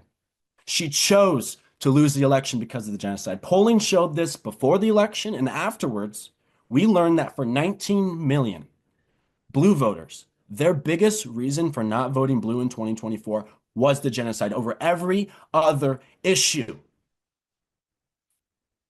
This second Trump term is unleashing escalating attacks on immigrant communities. The message under Trump 2.0 is that all of us will be facing constantly increasing persecution and suppression. The Trump administration has specifically targeted pro-Palestine activists and Muslim immigrants under the guise of fighting anti-Semitism, of combating terrorism. The case of Mahmoud Khalil illustrates this repression vividly. I'm sure most of us know his story already, but I'll just quickly reiterate. Mahmoud is a Palestinian graduate student at Columbia University who helped lead campus protests against the genocide in Gaza. In March, federal agents stormed his apartment and arrested him despite him being a legal permanent resident and having no criminal charges against him. This is a chilling example that shows how the administration is wielding immigration law, this immigration machinery, as a weapon to silence dissent. And they're testing the boundaries. They're setting up what is coming next. The invocation of the Insurrection Act will throw this machinery into high gear. This machine is well-oiled, and it's being proven to do the job it needs to do. All it needs is the resources to do so, and the Insurrection Act will provide these things. Trump is set to receive recommendations from the Department of Homeland Security and the Department of Defense to invoke the act on April 20th. He's building legal basis against the courts to do so. It's already within his power. Mahmoud is not an isolated case. It's the first of many, which we are beginning to see. As Trump himself announced, the arrest was first of many to come. Beyond immigration, Trump's regime has been crushing protest rights nationwide. Within the FBI, their efforts for counterterrorism are being redirected against anti-fascists and activists. This effect has been that a climate of fear has been in place for activists. Students fear expulsion, students like me, or worse. Community organizers expect surveillance, but despite this, the people continue to resist. There are demonstrations happening all over the country for the past few months, ever since Trump took office, despite all these crackdowns. And these crackdowns are happening right now. And the only thing that can protect our rights and people is a powerful, organized movement. This is what we're up against. It's a dark time, and it's not just Trump we have to hold accountable. It's also those who should be opposing him. Despite Trump's authoritarian behavior, Democratic politicians offer only symbolic outrage, or worse, support. Their failure and their internal divisions have left vulnerable communities without any defenders in power. Chuck Schumer is a great example of this as the top Democrat in the Senate. He harshly condemned the pro-Palestinian protesters in 2024 rather than supporting them. He labeled the occupation of a Columbia campus building as lawlessness and insisted protesters face consequences that are not merely a slap on the wrist. He was in the majority of Democrats when he said this. On the Senate floor, Schumer said that campus protests that veer into what he deems criminality should be punished. And instead of decrying the massacre of civilians in Gaza or Trump's threat to students, the top Democrat was focused on scolding young activists. This rebuke from a prominent Democrat gave political cover to the crackdown on those protesters. They set the stage for Trump 2.0. Their abandonment of human rights gave consent for MAGA to go even further. At every step in the way, they kneecapped the more progressive Democrats, which people view as like Bernie Sanders or AOC. In 2016 and in 2020, it appears more and more like they have been trying to lose at every single step. When Republicans pushed a stopgap funding bill aligned with Trump's agenda that cut almost $1 trillion from Medicaid, Schumer went along with it. He rallied the votes to get this continuing resolution passed in the Senate. He argued that he had to keep the government open because allowing Trump to pass his agenda and ruin the country would force us to re-elect Democrats. How disgusting is that? He told the New York Times recently that his job was to keep Democrats pro-Israel. His focus is controlled opposition, power, and supporting Israel. We have a fear caucus in Democratic leadership versus a fearless caucus amongst the young and progressive. When figures like Mahmoud were detained, there was no loud outcry from leaders like Schumer. In fact, Democrats rallied to cheer on their arrests and crackdown. The Democratic mindset is stuck in complacency, while neoliberals are still struggling to come to terms with the failure of their burning party. Progressives have noticed this, and many of us have noticed it a long time ago. Trump's flurry of extreme executive orders put the onus on the courts to intervene. While some judges have issued injunctions against his policies, the judiciary is under strain and is about to fall. Trump deliberately shops for legal fights in conservative jurisdictions. His Supreme Court appointees solidify a majority that rubber stamp executive power and right-wing policies without bold opposition. Constitutional norms like birthright citizenship or protest rights will be permanently weakened or eliminated. It's not enough to hope the courts save us, especially when Trump's defying court orders and finding loopholes out of them. The time when we could rely on proceduralism and the guardrails of democracy is over. Those guardrails have been smashed. It's precisely the failure of mainstream politicians to mount a meaningful resistance that forces us, the people, to build our own power. When Democrats and others in the establishment are either too cautious, too compromised, or outright obstructionist to progressives, we must organize outside of them. This realization sets the stage for why independent politics like Butch Ware's candidacy and grassroots movements are so crucial. We have a need for a multi-pronged movement. No single tactic is enough to overcome rising authoritarianism and fascism or achieve collective liberation. We need to fight on all fronts, in the streets and at the ballot box, through protest and policy, caring for our communities while challenging the powerful.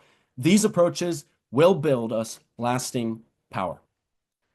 So I have a few ways this multi-pronged approach should be carried out. Number one, electoral action. We must contest power in the political arena with candidates truly accountable to movements, not corporations. This means supporting progressive campaigns from local offices to governorships and beyond that champion us, the people. Butch Ware's run for governor embodies this principle. Rather than relying on Democrats who have let us down, who have sold us out, we are putting forward our own visionary candidate. He refuses corporate PAC money and stands on a platform crafted with grassroots input.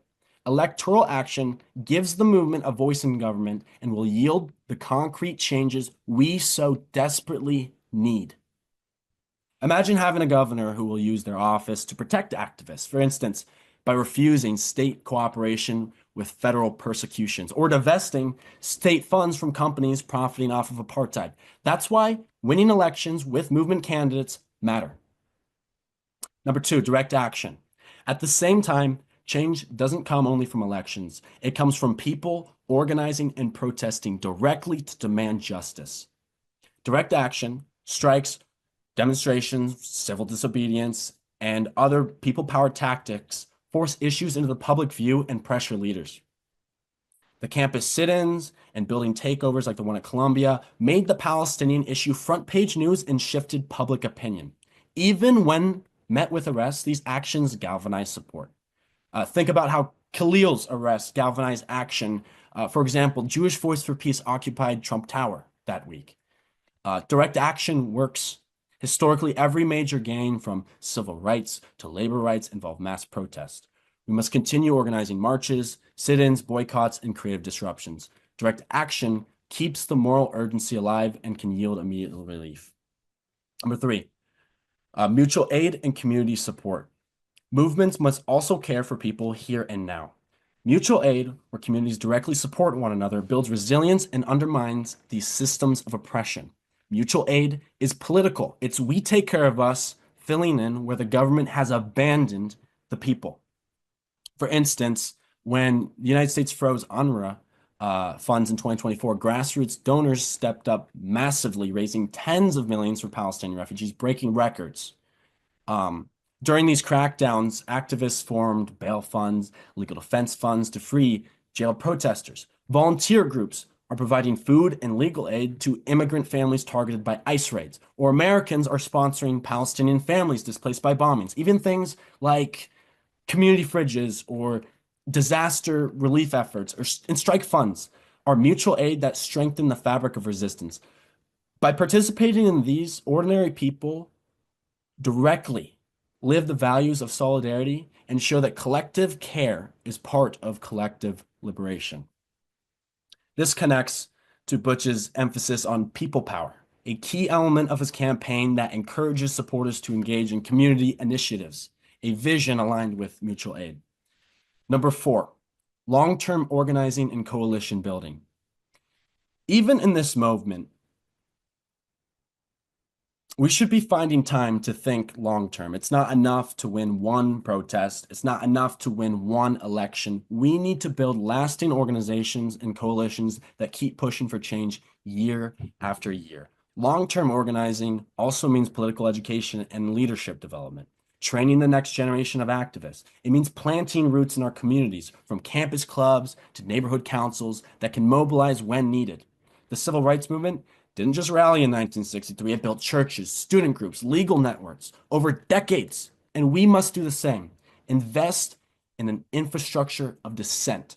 When we bring all of these elements together, we create a powerful cycle. Protests can inspire electoral campaigns. Campaigns can enact policies that protect activists and fund community needs. Mutual aid keeps the base strong throughout repression. Long-term organizations preserve knowledge and capacity between waves of struggle. This holistic approach is how we win enduring change. Like I've said, Butch isn't a career politician. He's a movement person. His platform was forged by listening to activists. As governor candidate, he's centering those same movement demands. He has one foot in the streets and one electoral politics. He has literally organized protests and then taken those demands into electoral forms. The Ware campaign is not just asking for votes. It's encouraging supporters to help each other. It's not just about one election, but strengthening a permanent oppositional force to the corporate duopoly. His platform links issues. He talks about a free Palestine and ending police brutality in the same breath, about climate justice and immigration justice together. This intersectional vision is exactly what collective liberation means, recognizing that our struggles are tied.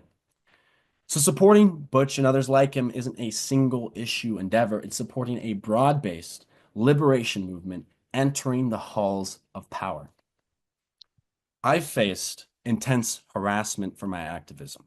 For example, I talked about this. I've been a target of Zionist extremists. I was doxxed. My family was doxxed and inundated with death threats. In November, I was falsely reported, and FBI agents came to my family's home.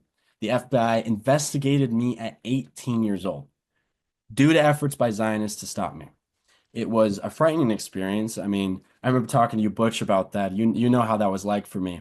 And I realized that my own government saw me as an enemy simply for advocating for peace and human rights. It always feels like an uphill battle against the algorithm and censorship online, and the emotional burden is real. Witnessing and talking about atrocities for upwards of a year and a half now has taken a toll on my mental. There are nights where I cry out in despair, nights I can't sleep. These past few weeks have been especially difficult for a multitude of reasons. The intensity of the genocide in Gaza being blasted to a level we have never seen before. The families being ripped apart by ICE, the stripping of rights of every group of people, it seems, in this country. I've made personal sacrifices, time that I could have spent on typical teenage things, in high school, instead went to my activism, to trying to teach people. I've gotten backlash from some old friends or family who don't understand why I'm so obsessed with this cause.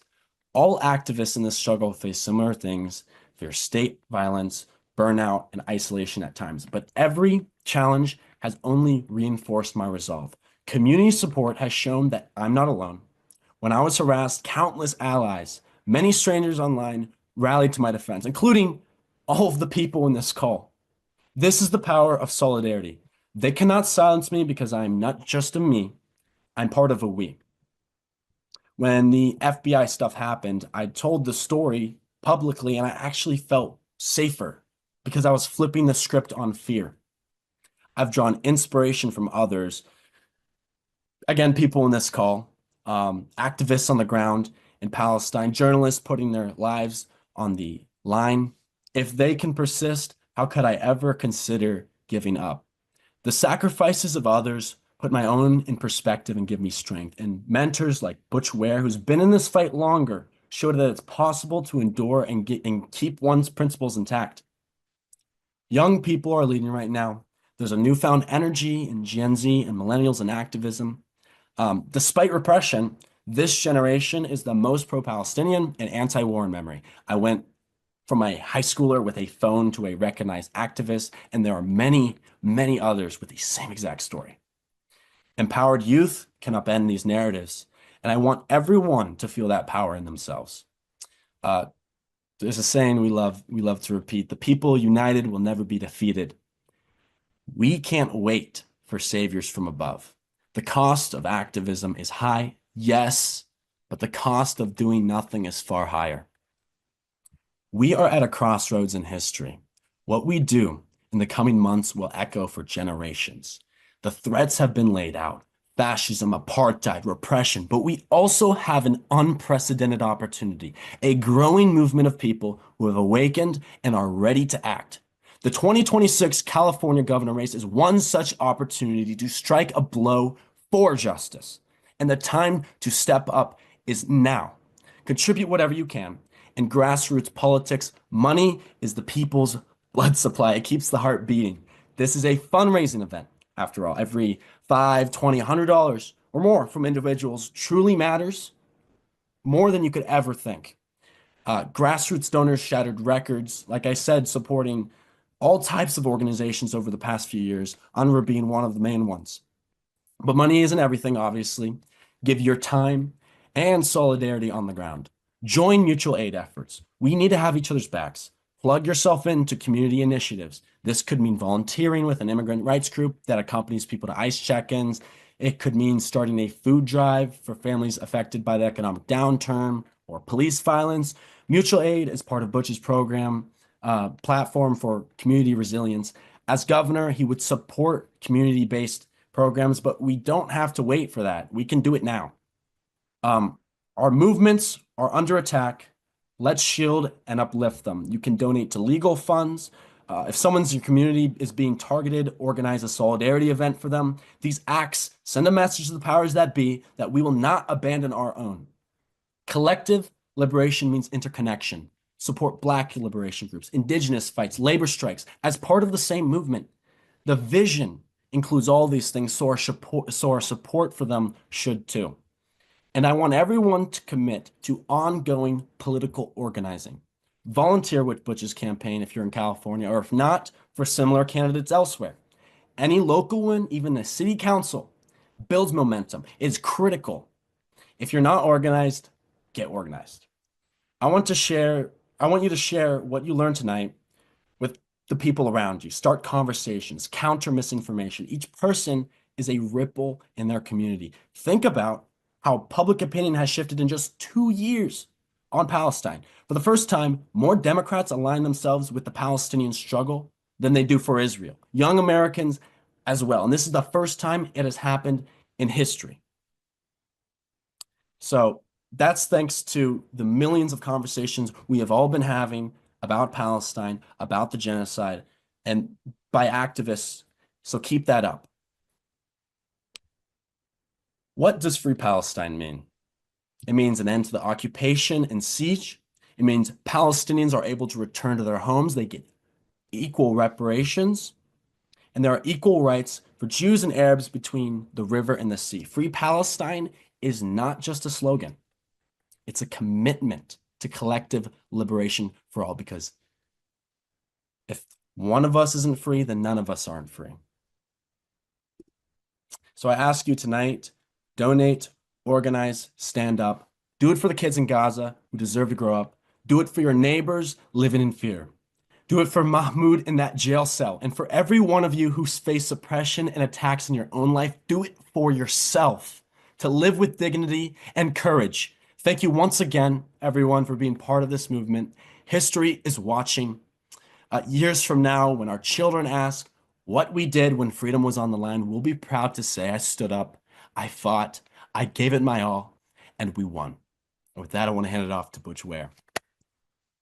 Actually, I'm gonna go ahead and take it over. Guy, thank you so much. Stay with us, please stay with us. Don't go away. And I'm just, I got my start in activism when I was 19 years old too. I was protesting the very first Desert Storm War in 1990 when I knew we were dropping illegal bombs on Baghdad, and I watched that live stream to our. This was when CNN was really starting to take off in the 24-hour news cycle that was all based on this jingoistic patriotism and President Bush at the time wanting to be basically the bully of the world, and your trajectory is so far ahead of mine right now. So 35 years later I'm here, but you are going places, and you are a leader in this movement, Guy, and we are all really honored to be with you today and to have you with us. So thank you so much. And so I do want to before Butch steps in, I do want to reiterate our volunteer coordinator Wendy keeps dropping the link in the chat. Please sign up to volunteer. You do not have to be in California. We want volunteer teams all over the country. Wendy and Stephanie and some others are doing a fantastic job of organizing our volunteer corps across the country, but especially in California, because we do want people out there organizing in their local communities so that people know that Butch is running. This is the hardest thing for a campaign that is outside the duopoly, is for people to know that we are here, because they do media blackout on us. One of the things that I wanted to say this the last time I spoke, but we were talking about polling, about getting Butch on that debate stage. So certainly Butch will be on the debate stage if we make it past the primary.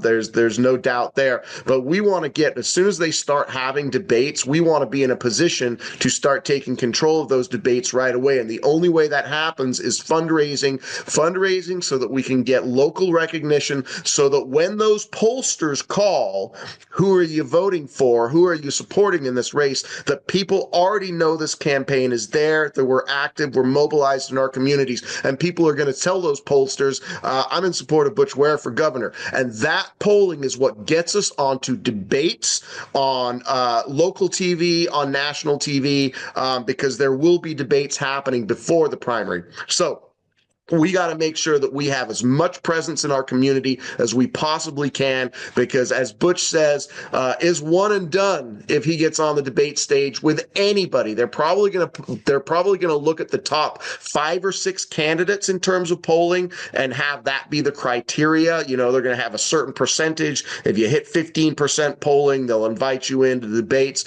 We want to make sure that we're hitting that 15% or above, so that we are guaranteed a spot in the debates right from the start.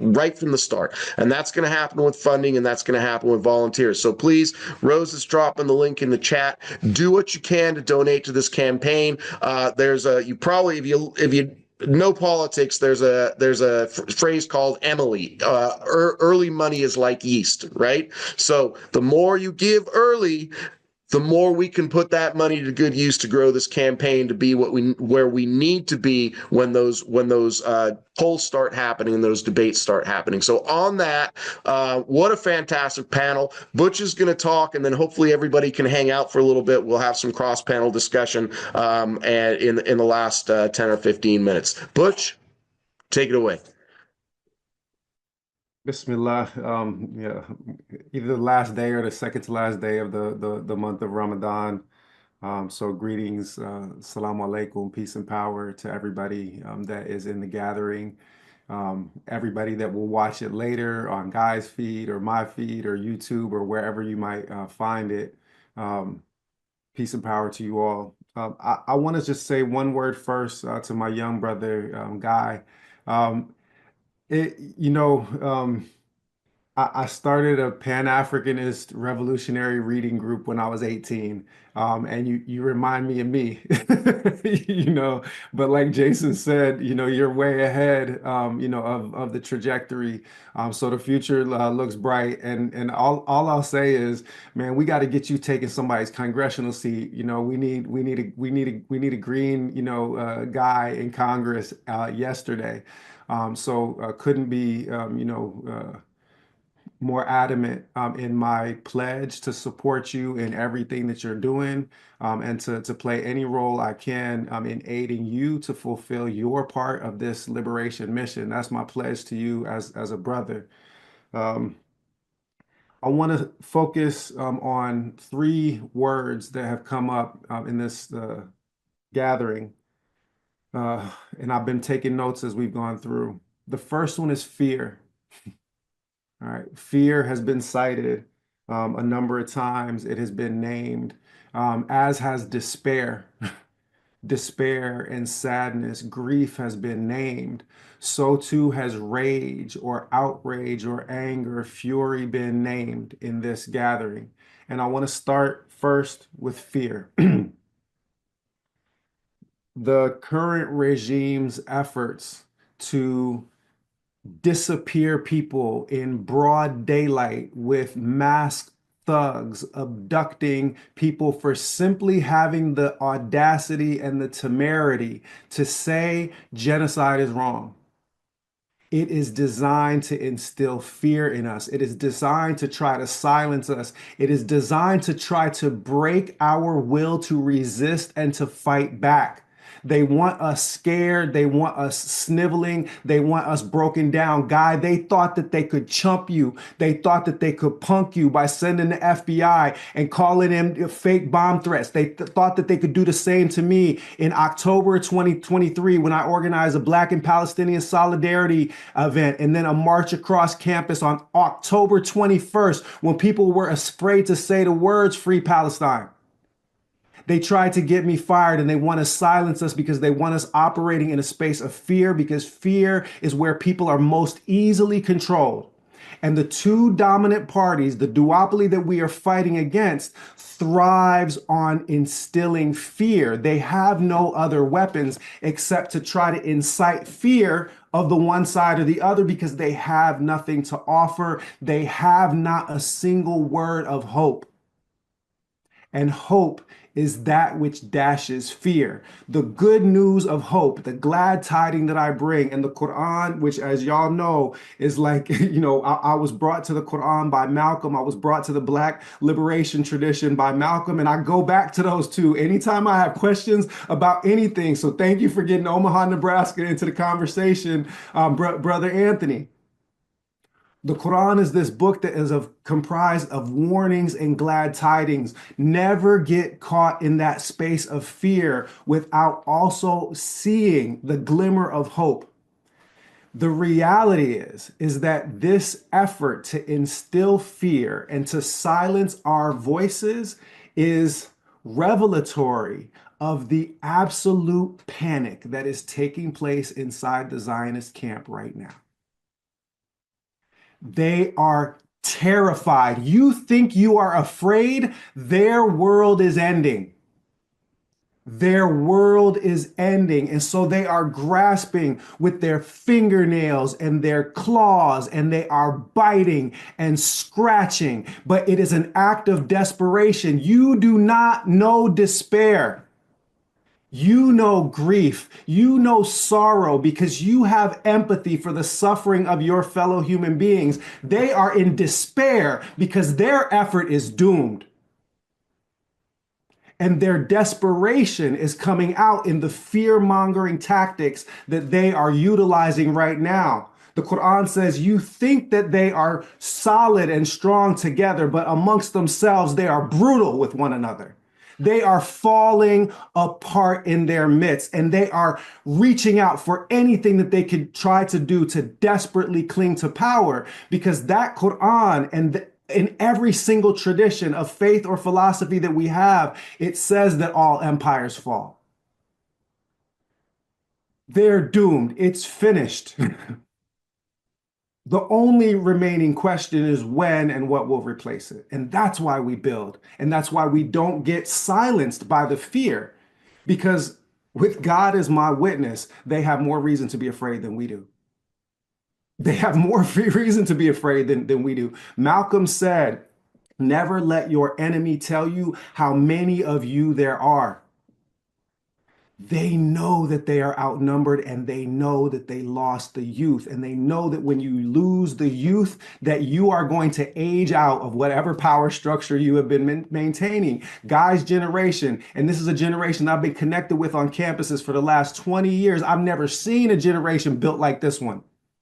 Y'all ain't taking no more nonsense from these people, and you are getting your sources of information and your revolutionary inspiration from yourselves, from one another. You are modeling what it looks like to build revolutionary community, to build revolutionary solidarity. So that is why we cannot give into despair, neither can we give into self-doubt.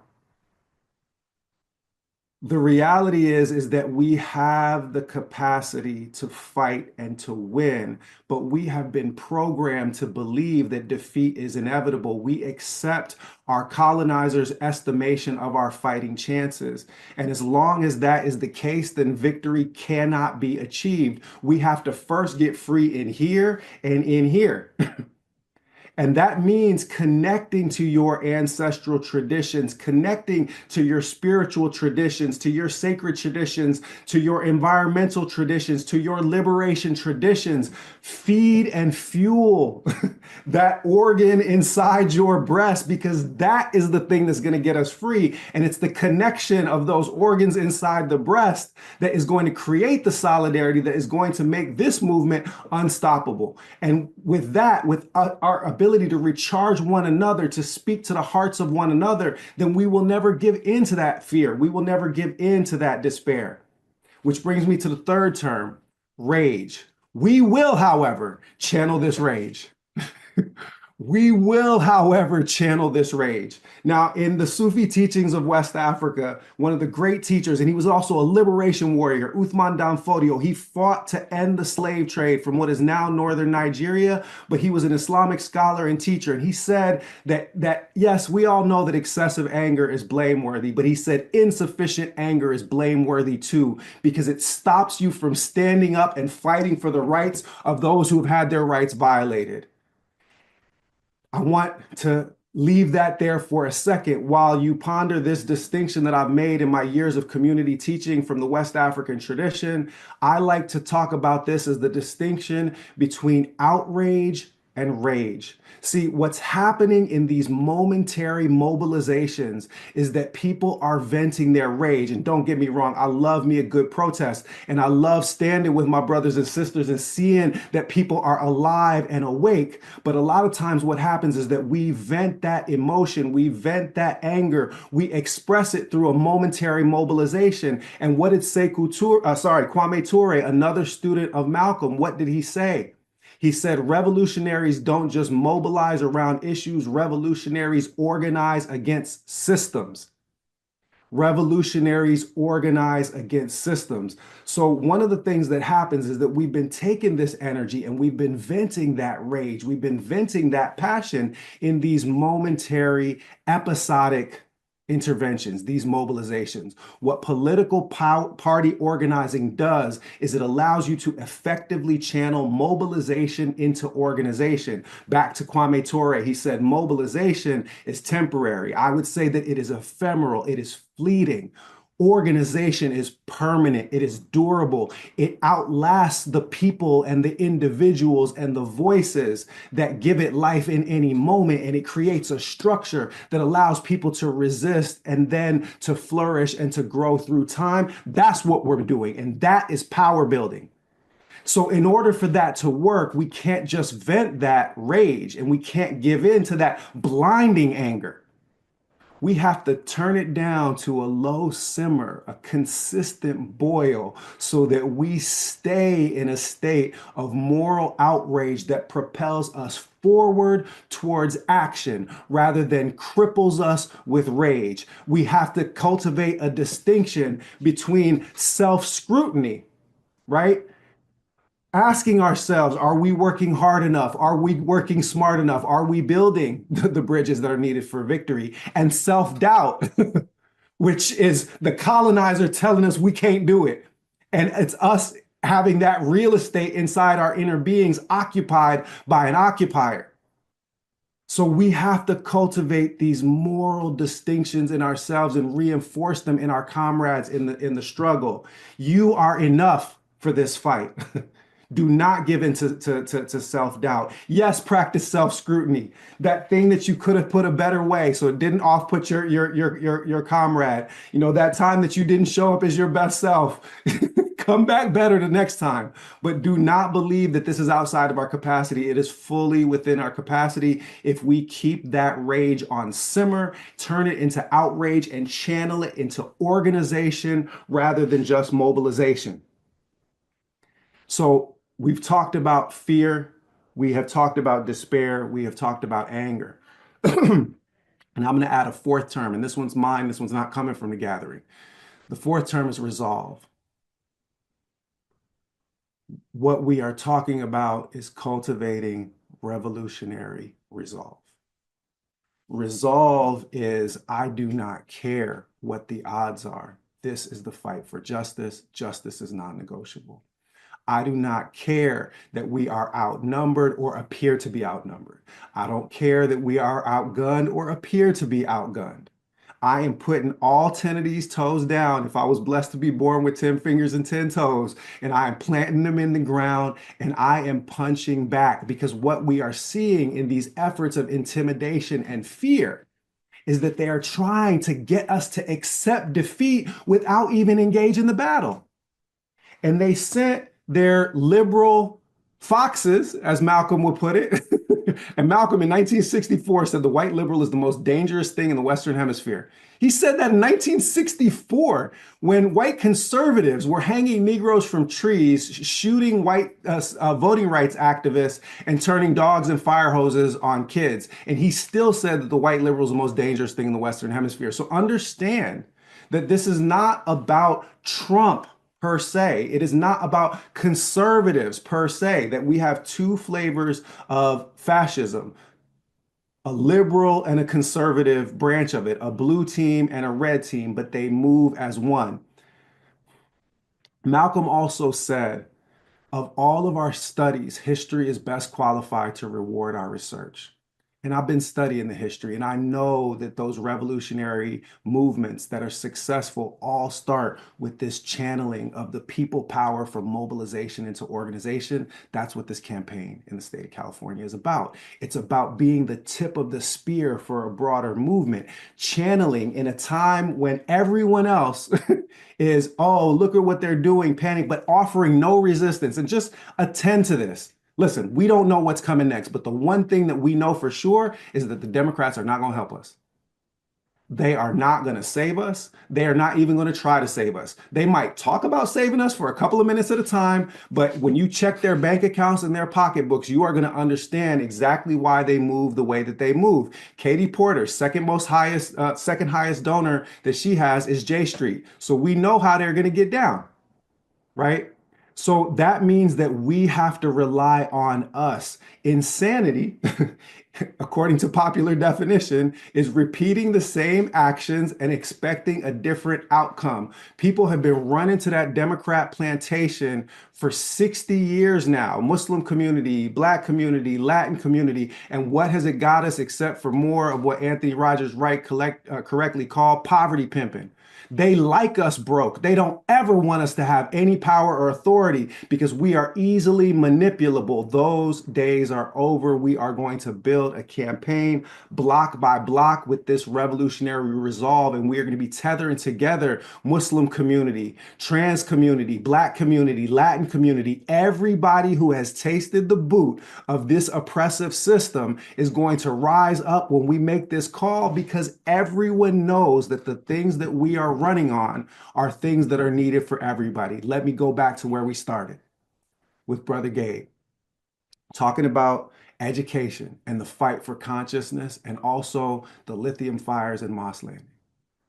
Understand that the toxicity that has leached into our soils in California with these fires that are like doomsday, end of days fires, right? Lithium fire, you can't put it out with water.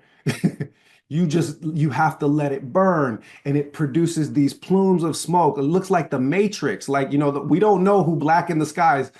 Negro, it was us. We blackened the skies. Sorry, that's my dialogue with Lawrence Fishburne from the movie The Matrix. For those that aren't familiar, what we're putting all of this toxicity into our air, and people don't know, that those Driscoll's, strawberries, which, I mean, just be blunt about this, are not produced with fair labor practices to begin with. I've been off of the Driscoll strawberries before I knew that they were soaked in cobalt and nickel from those fires. But the toxicity is everywhere. It's in our soil, it's in our water, it's in our air, it's in our food, and it is in our politics. The toxicity is in our environment because we have let it seep into our politics. Poison surrounds us in every single sphere. And that poison is the corporate corruption. It is the sell-off of the people's interests and the replacement of the people's interests with the corporate interests. That's what ties Moss Landing's lithium fires and the poisoning of that environment to the struggle for the liberation of the Palestinian people, the struggle for reparations, the struggle for land back. It's what connects environmental disasters like East Palestine, Ohio, with the real Palestine. Do y'all see the connection? The connection is the toxicity in the politics and the selling off of the people's interests for corporate interests. The good news, and I'm going to end with the glad tidings, is that we actually have the power to end that toxicity. We have the power to end that genocide. We have the power to end this exploitation. We have the power to create abundance. We have the power for universal health care. We have the power for affordable housing. But the people need to be taught to embrace their own power. And that means we have to do the work of building the infrastructure and taking this message to the people. Yes, in media. Yes, in social media. Yes, get me on Joe Rogan. Yes, get me on a debate stage. Get me on all of the debate stages, because we all know how that's going to go down if they got to deal with me on one of them stages. But more important than that, it means that we have to go out and do the work of building this infrastructure block by block, community by community, relationship by relationship. And that means showing up in communities not as a political party that is there to try to recruit voters. Coming to people and saying, this issue that's important to you, it's important to us, it's part of our platform, come vote for us. That's an instrumentalization of the people's needs and priorities. We ain't doing politics like that no more. We ain't doing politics like that. We're doing public service, which means the way that we are going to swell these constituencies of this Green Party in short order is that we're not going to try to take advantage of the people and get them to vote for us the way that those foxes and wolves. We are coming in a spirit of service and saying, you brown berets that are protecting people from ICE with ICE Watch, how can we reinforce and amplify what you're doing? I was in Sacramento. NorCal Resist does this excellent work. And I've just said, listen, you let me know how I can be of service. I'm not asking for access to your community so that they'll come vote for me. I'm coming in service. Y'all will see that this is a movement that is about building community and resistance, that we are committed to mutual aid, direct action, and electoral politics for serving as a weapon in the hands of the people in the electoral sphere. But no party is bigger than the movement. The party serves the interest of the movement. A revolutionary party serves the interest of the revolution. From the day that Jill Stein invited me on that ticket and Jason was on that call, I said, you guys do know, you've seen tape on me, right? Like, you know, I'm not going to be pulling punches. Yeah. And Jason was like, no, we know, like, that's why we called you. And I was like, are you sure? He's like, yeah, go start that good trouble. I was like, all right, if as long as you guys know what you're getting, that you are getting I'm still fasting for another few minutes, but you are getting a whole ass revolutionary. I'm just like that. As long as you know that that's what you're getting, then we're good. So from the time that call happened, the Green Party became the Revolutionary Party. The Green Party became the Revolutionary Party. And we are going to affect this revolution because the American people across the board know that revolutionary change is needed. They all feel it. The Trump voters are furious and upset with the appropriation of basic public goods by a South African billionaire. Everybody understands that we are in the strip it down and sell it for parts phase of American imperialism, and the people are getting the shaft. And just like Chairman Fred, just like Huey P., just like Bobby Seals, just like Assata Shakur were able to take the message of liberation to all communities, not just their own, while rooted in our own traditions and our own communities, that's what we're going to do. We are going to build the revolutionary resistance movement that is needed in this moment, and we are going to channel the anger and the rage and even the pain of the communities to overcome the fear and despair, and we are going to beat these rotten imperialist capitalist exploiters. And once we turn California green, that's the end of the duopoly. It's a new day in American history, and it's a new day in world history. That's what I came to say. They are going to come for us. Okay, they are going to come for us. Everybody in this room, everybody watching this, and you get yourself involved in this movement, they are going to come for us. Stand strong with your communities and protect each other. So I would just want to follow up with that. But there is a new day ahead of us, and in our remaining time here, which we can take as long as we need, but I thought we are going to wrap up by the hour here in the next 3 minutes, but we got fire going on here, and so we can hang on a little bit more. I'm gonna let yes, we can. I'm gonna let you know that when 7:17 comes and it's time for me to break my fast, I'm going in and getting a so couple. Let's call it that. We got 20 minutes. We got 20 minutes. We got 20 minutes until sunset, and I just hand it back over to the panel, and have some crosstalk. Anybody jump in with final thoughts and final comments, reminding people that Butch will be in Santa Cruz next Saturday. He will be in San Jose next Sunday, and we're looking at some Southern California stops at the end of April also. But please, panel, take it away. I'm gonna step off. Yeah, I just want to say one thing that I love sharing with my Latino community, and these are quotes, and I like asking them, where are you hearing these quotes from? Broken windows prove these protests are violent. Outside agitators are manipulating these students. And a lot of people say, oh, during the Columbia protest, I said, no, this was said in 1969 by people that did not want us to have our education, to have our rights, right? And a phrase that we Chicanos had used during that time was education, not eradication. Yesterday, we had a board meeting about ethnic studies, like I mentioned, where, a few Zionists came over, and their catchphrase was, education, not indoctrination. And you have to call out these elite capturist moments that they come, because right now they're coming to the schools. They know that this generation is seeing what's going on TikTok, on social media, and they want to have those discussions, and they're actively trying to silence them. So that's what I've noticed being on the school board, is their tactic is no longer trying to dismantle it, because Gavin Newsom's in their pockets. We all know that, right? That's why he was so against the liberated ethnic studies, and right now they're pushing for constructive ethnic studies at the California state level, which is going to do so much harm for our community. And one thing that I want to emphasize is the one thing that they were worried about was Latinos knowing about colonialism. and the impact that it's had. And why do they fear that? Because they know that many of us are Native. They know that many of us are rooted in our communities, and they know that we will challenge them once we find out what has been done to us and what is still being done to us today.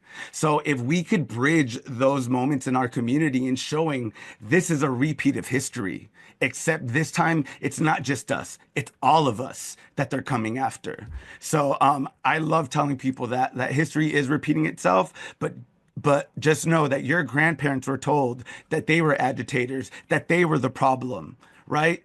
Don't let that messaging get to you. You go out, you organize, you vote, you yell, you scream, and you make sure that people hear you. And that's why I tell Gen Z, you leave the boomers to us, y'all do the work. We'll handle the boomers. We got them. We've been handling them. All right. So, and we're protecting Gen Z at all costs at this moment right now. So yeah, Guy, we got you, man. And run for office, please. Thanks, Gabe. Yeah. I apologize. I gotta bow out a little early here, but it was an honor being on this panel with everybody. Thank you, Butch, for inviting me. Guys, please, if someone could drop the link in the chat, please go consider donating if you have the means. Free Palestine. I'll see you guys. From the river to the sea. Go ahead, Anthony. Go ahead, Jen. Oh yeah, no. I mean, I just appreciate this moment, this energy, this community, the people who have stuck with us. Thank you so much. We were all blessed, so much more blessed, so much more powerful for what we just shared together. My goodness, Guy, like I mean, Dr. Cornel West, right? He's a Black prophetic fire. That was prophetic fire, period. And it's good to be a part of it. You know, everything that our dear brother Butch and next California governor just said, like, I love how you walk through those steps and walk through those emotions and just, you know, made them more accessible and more tactile, right? You know, almost able to touch it so that, you know, we say that the heart learns what the hands touch. And that's what just happened with those beautiful and inspiring words.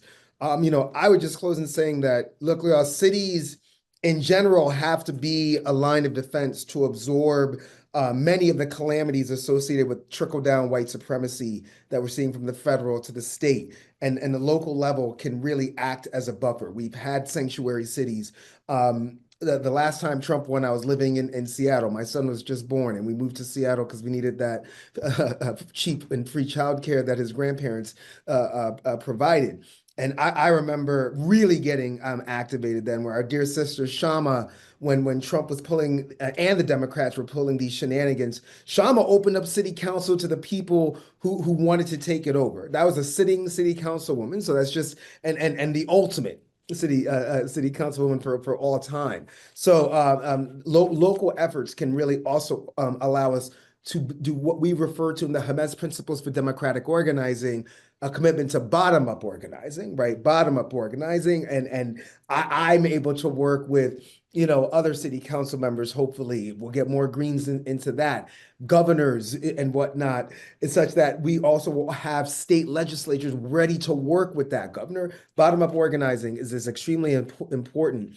And then, look, the last thing I'll just say on Palestine, because we've seen a lot of you beautiful people are very concerned. You know, what are the next steps? It's very important, you know, and Brother Butch named it. Stopping the genocide and dismantling illegal occupation, because it's not just about stopping the genocide, y'all. I've been so concerned that it's like if the fighting ceases, that the problem is done. Nah, y'all, like it all has to topple at the same time, contemporaneously. We're not just gonna just stop genocide this year and wait for it to happen again. We owe our siblings in Palestine and the world over so much more. So we got to stop the genocide and the illegal occupation.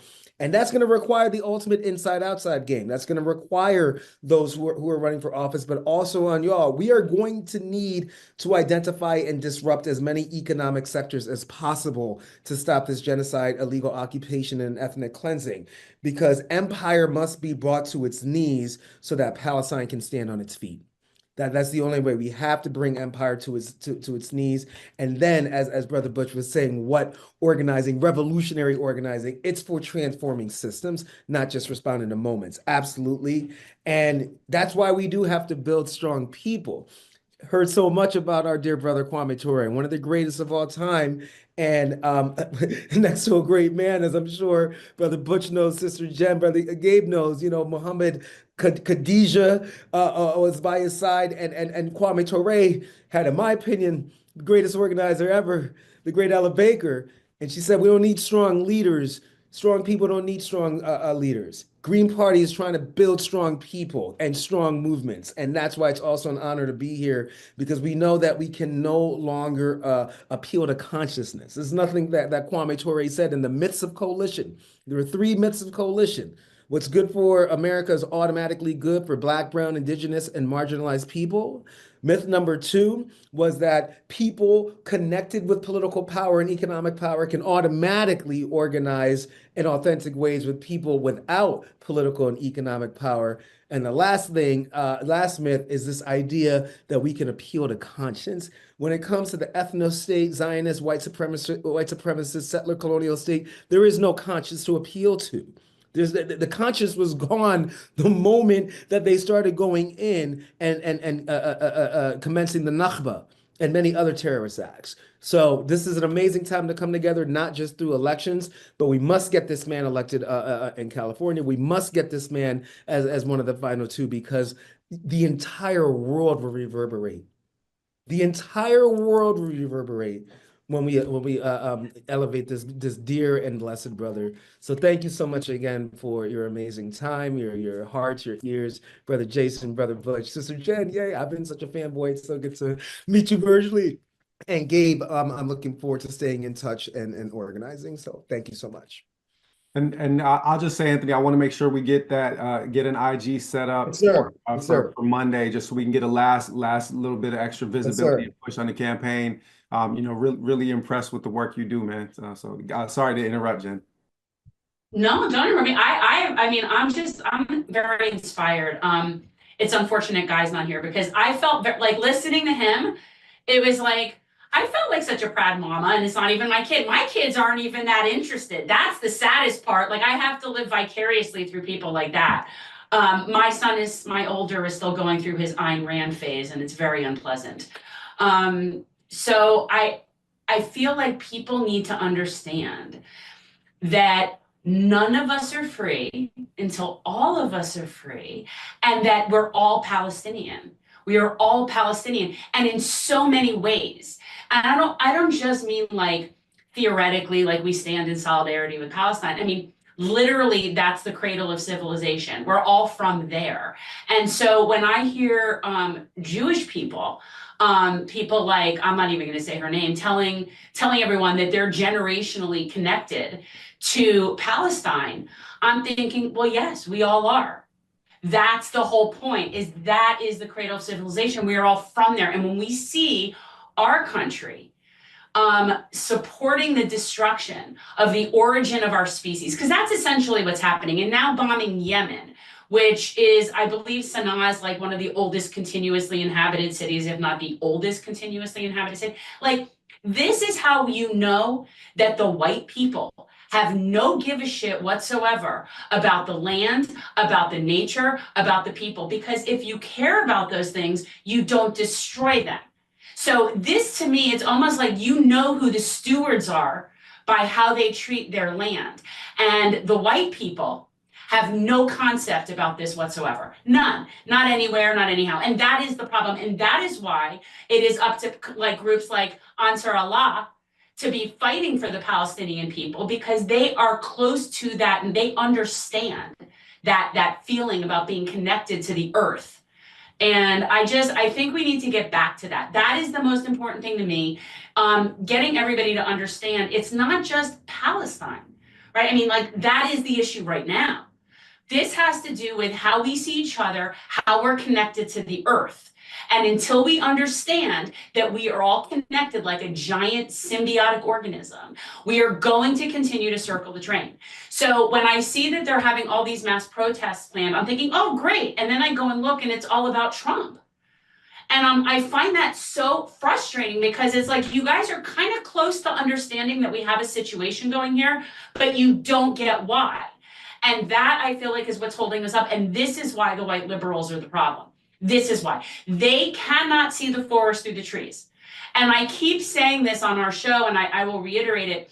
Our perspective is really determines what we're going to do. And too many people are stuck with their face up against the tree. They're like this with their face up against the tree. You have to step away from the tree. And once we do that and we see that we're all connected, I think that the collective liberation is the only thing we can do, because otherwise we're just screwed. We're all screwed. And I'm speaking as somebody who comes from a privileged situation. Most of the things that we're talking about aren't going to affect me personally, but they do affect me personally because I am inherently connected to the entire earth with everyone else, right? So I just think we need to say that's my sort of like hippie spiel. That's my bleeding heart hippie spiel. But it's very critical, people. This is the time. So yeah, support this campaign. Support a campaign that represents what I'm talking about. It's very critical, people. So I'm gonna eventually get talk Jen into running again, and I just want to point. I said this in the chat, but I know you weren't reading it, because you were talking. Before I read the autobiography of Malcolm X at 15, I did read Ayn Rand Atlas Shrugged when I was 14, so I recovered. You know what I'm saying? Like, don't give up on your Otis just yet.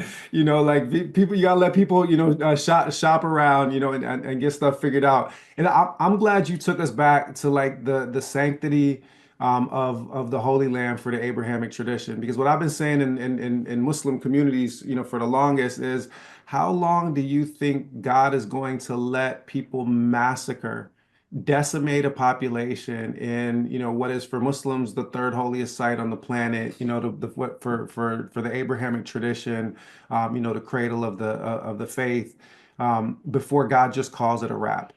Right? Like, how much longer do you think that we have to do this to ourselves? How much longer do you think that we can pollute our environment before we bring our own apocalypse upon us? How many more missiles and bombs? How much more bloodshed and slaughter till it's the final curtain call for humanity? And I put this in my notes, but didn't get it into my talk because I don't be looking at my notes when I'm talking. But the Prophet Muhammad, peace be upon him, he said, if you find yourself alive on the last day and you have a sapling in your hand, plant it. If you think that you're living through the darkest times, through the very end times themselves, plant something green. Even if you don't have hope that anybody will be there to harvest that fruit, or that the tree might even survive, plant it nonetheless. And it is that radical hope that is rooted in like a radical love, a belief that humanity with divine aid is capable of overcoming any obstacle. Like, that's what keeps us moving forward. That's what keeps us fighting through this. And I said this to Jason on the campaign, a few times. The reason why we have to organize harder and fight harder than we're fighting is because if you look at the situation objectively, this Green Party, humble as it is quite literally humanity's best chance at survival right now, because the American empire's extinction burst can be an extinction burst for all of humanity. So that means that whatever is most likely to seize the reins of the most dangerous instrument of surveillance and death dealing to ever exist on this planet, and that's what the United States government is. It's the most dangerous instrument of surveillance and death dealing in all of history. Imagine being able to seize that back and instead of squandering the mountain of resources that have been used immiserating humanity, we use those resources to provide for the basic needs of all of the people. to bring justice, reparations, land. We can do it all. We just have to seize power. And that means we have to fight like our lives depend on it. We have to act as though we are in the final days. We have to have an eschatological view of this situation. And all of those great West African revolutionaries, you know, that were the anti-capitalists before Marx. I mean, just be blunt about that. They were anti-capitalists before Marx. They trained as though they were in the end of days. And the reason is if you stay ready, you ain't got to get ready. So we don't know if this is the final curtain call, but if we behave as though it is, then we are going to have an appropriate sense of urgency in our actions. So that's what this fight and struggle is about. It is a cosmic struggle, and it's a microcosmic struggle. And Jen, I really loved your point about the land. During the 15,000s, when the Franciscans were converting a lot of the Mexicas, and they finally started to learn Spanish, they asked them this one question that really stood out in the Florentine Codex. And they told them, like, hey, what's a warning that you have? And they said, the warning that we have for you all is the pale man always takes but never gives. They never give back, right? And the Nawa philosophy, we have this saying that we eat them, they eat us, right? We take from the land and then we go back to the land and then we give back. It's this cycle.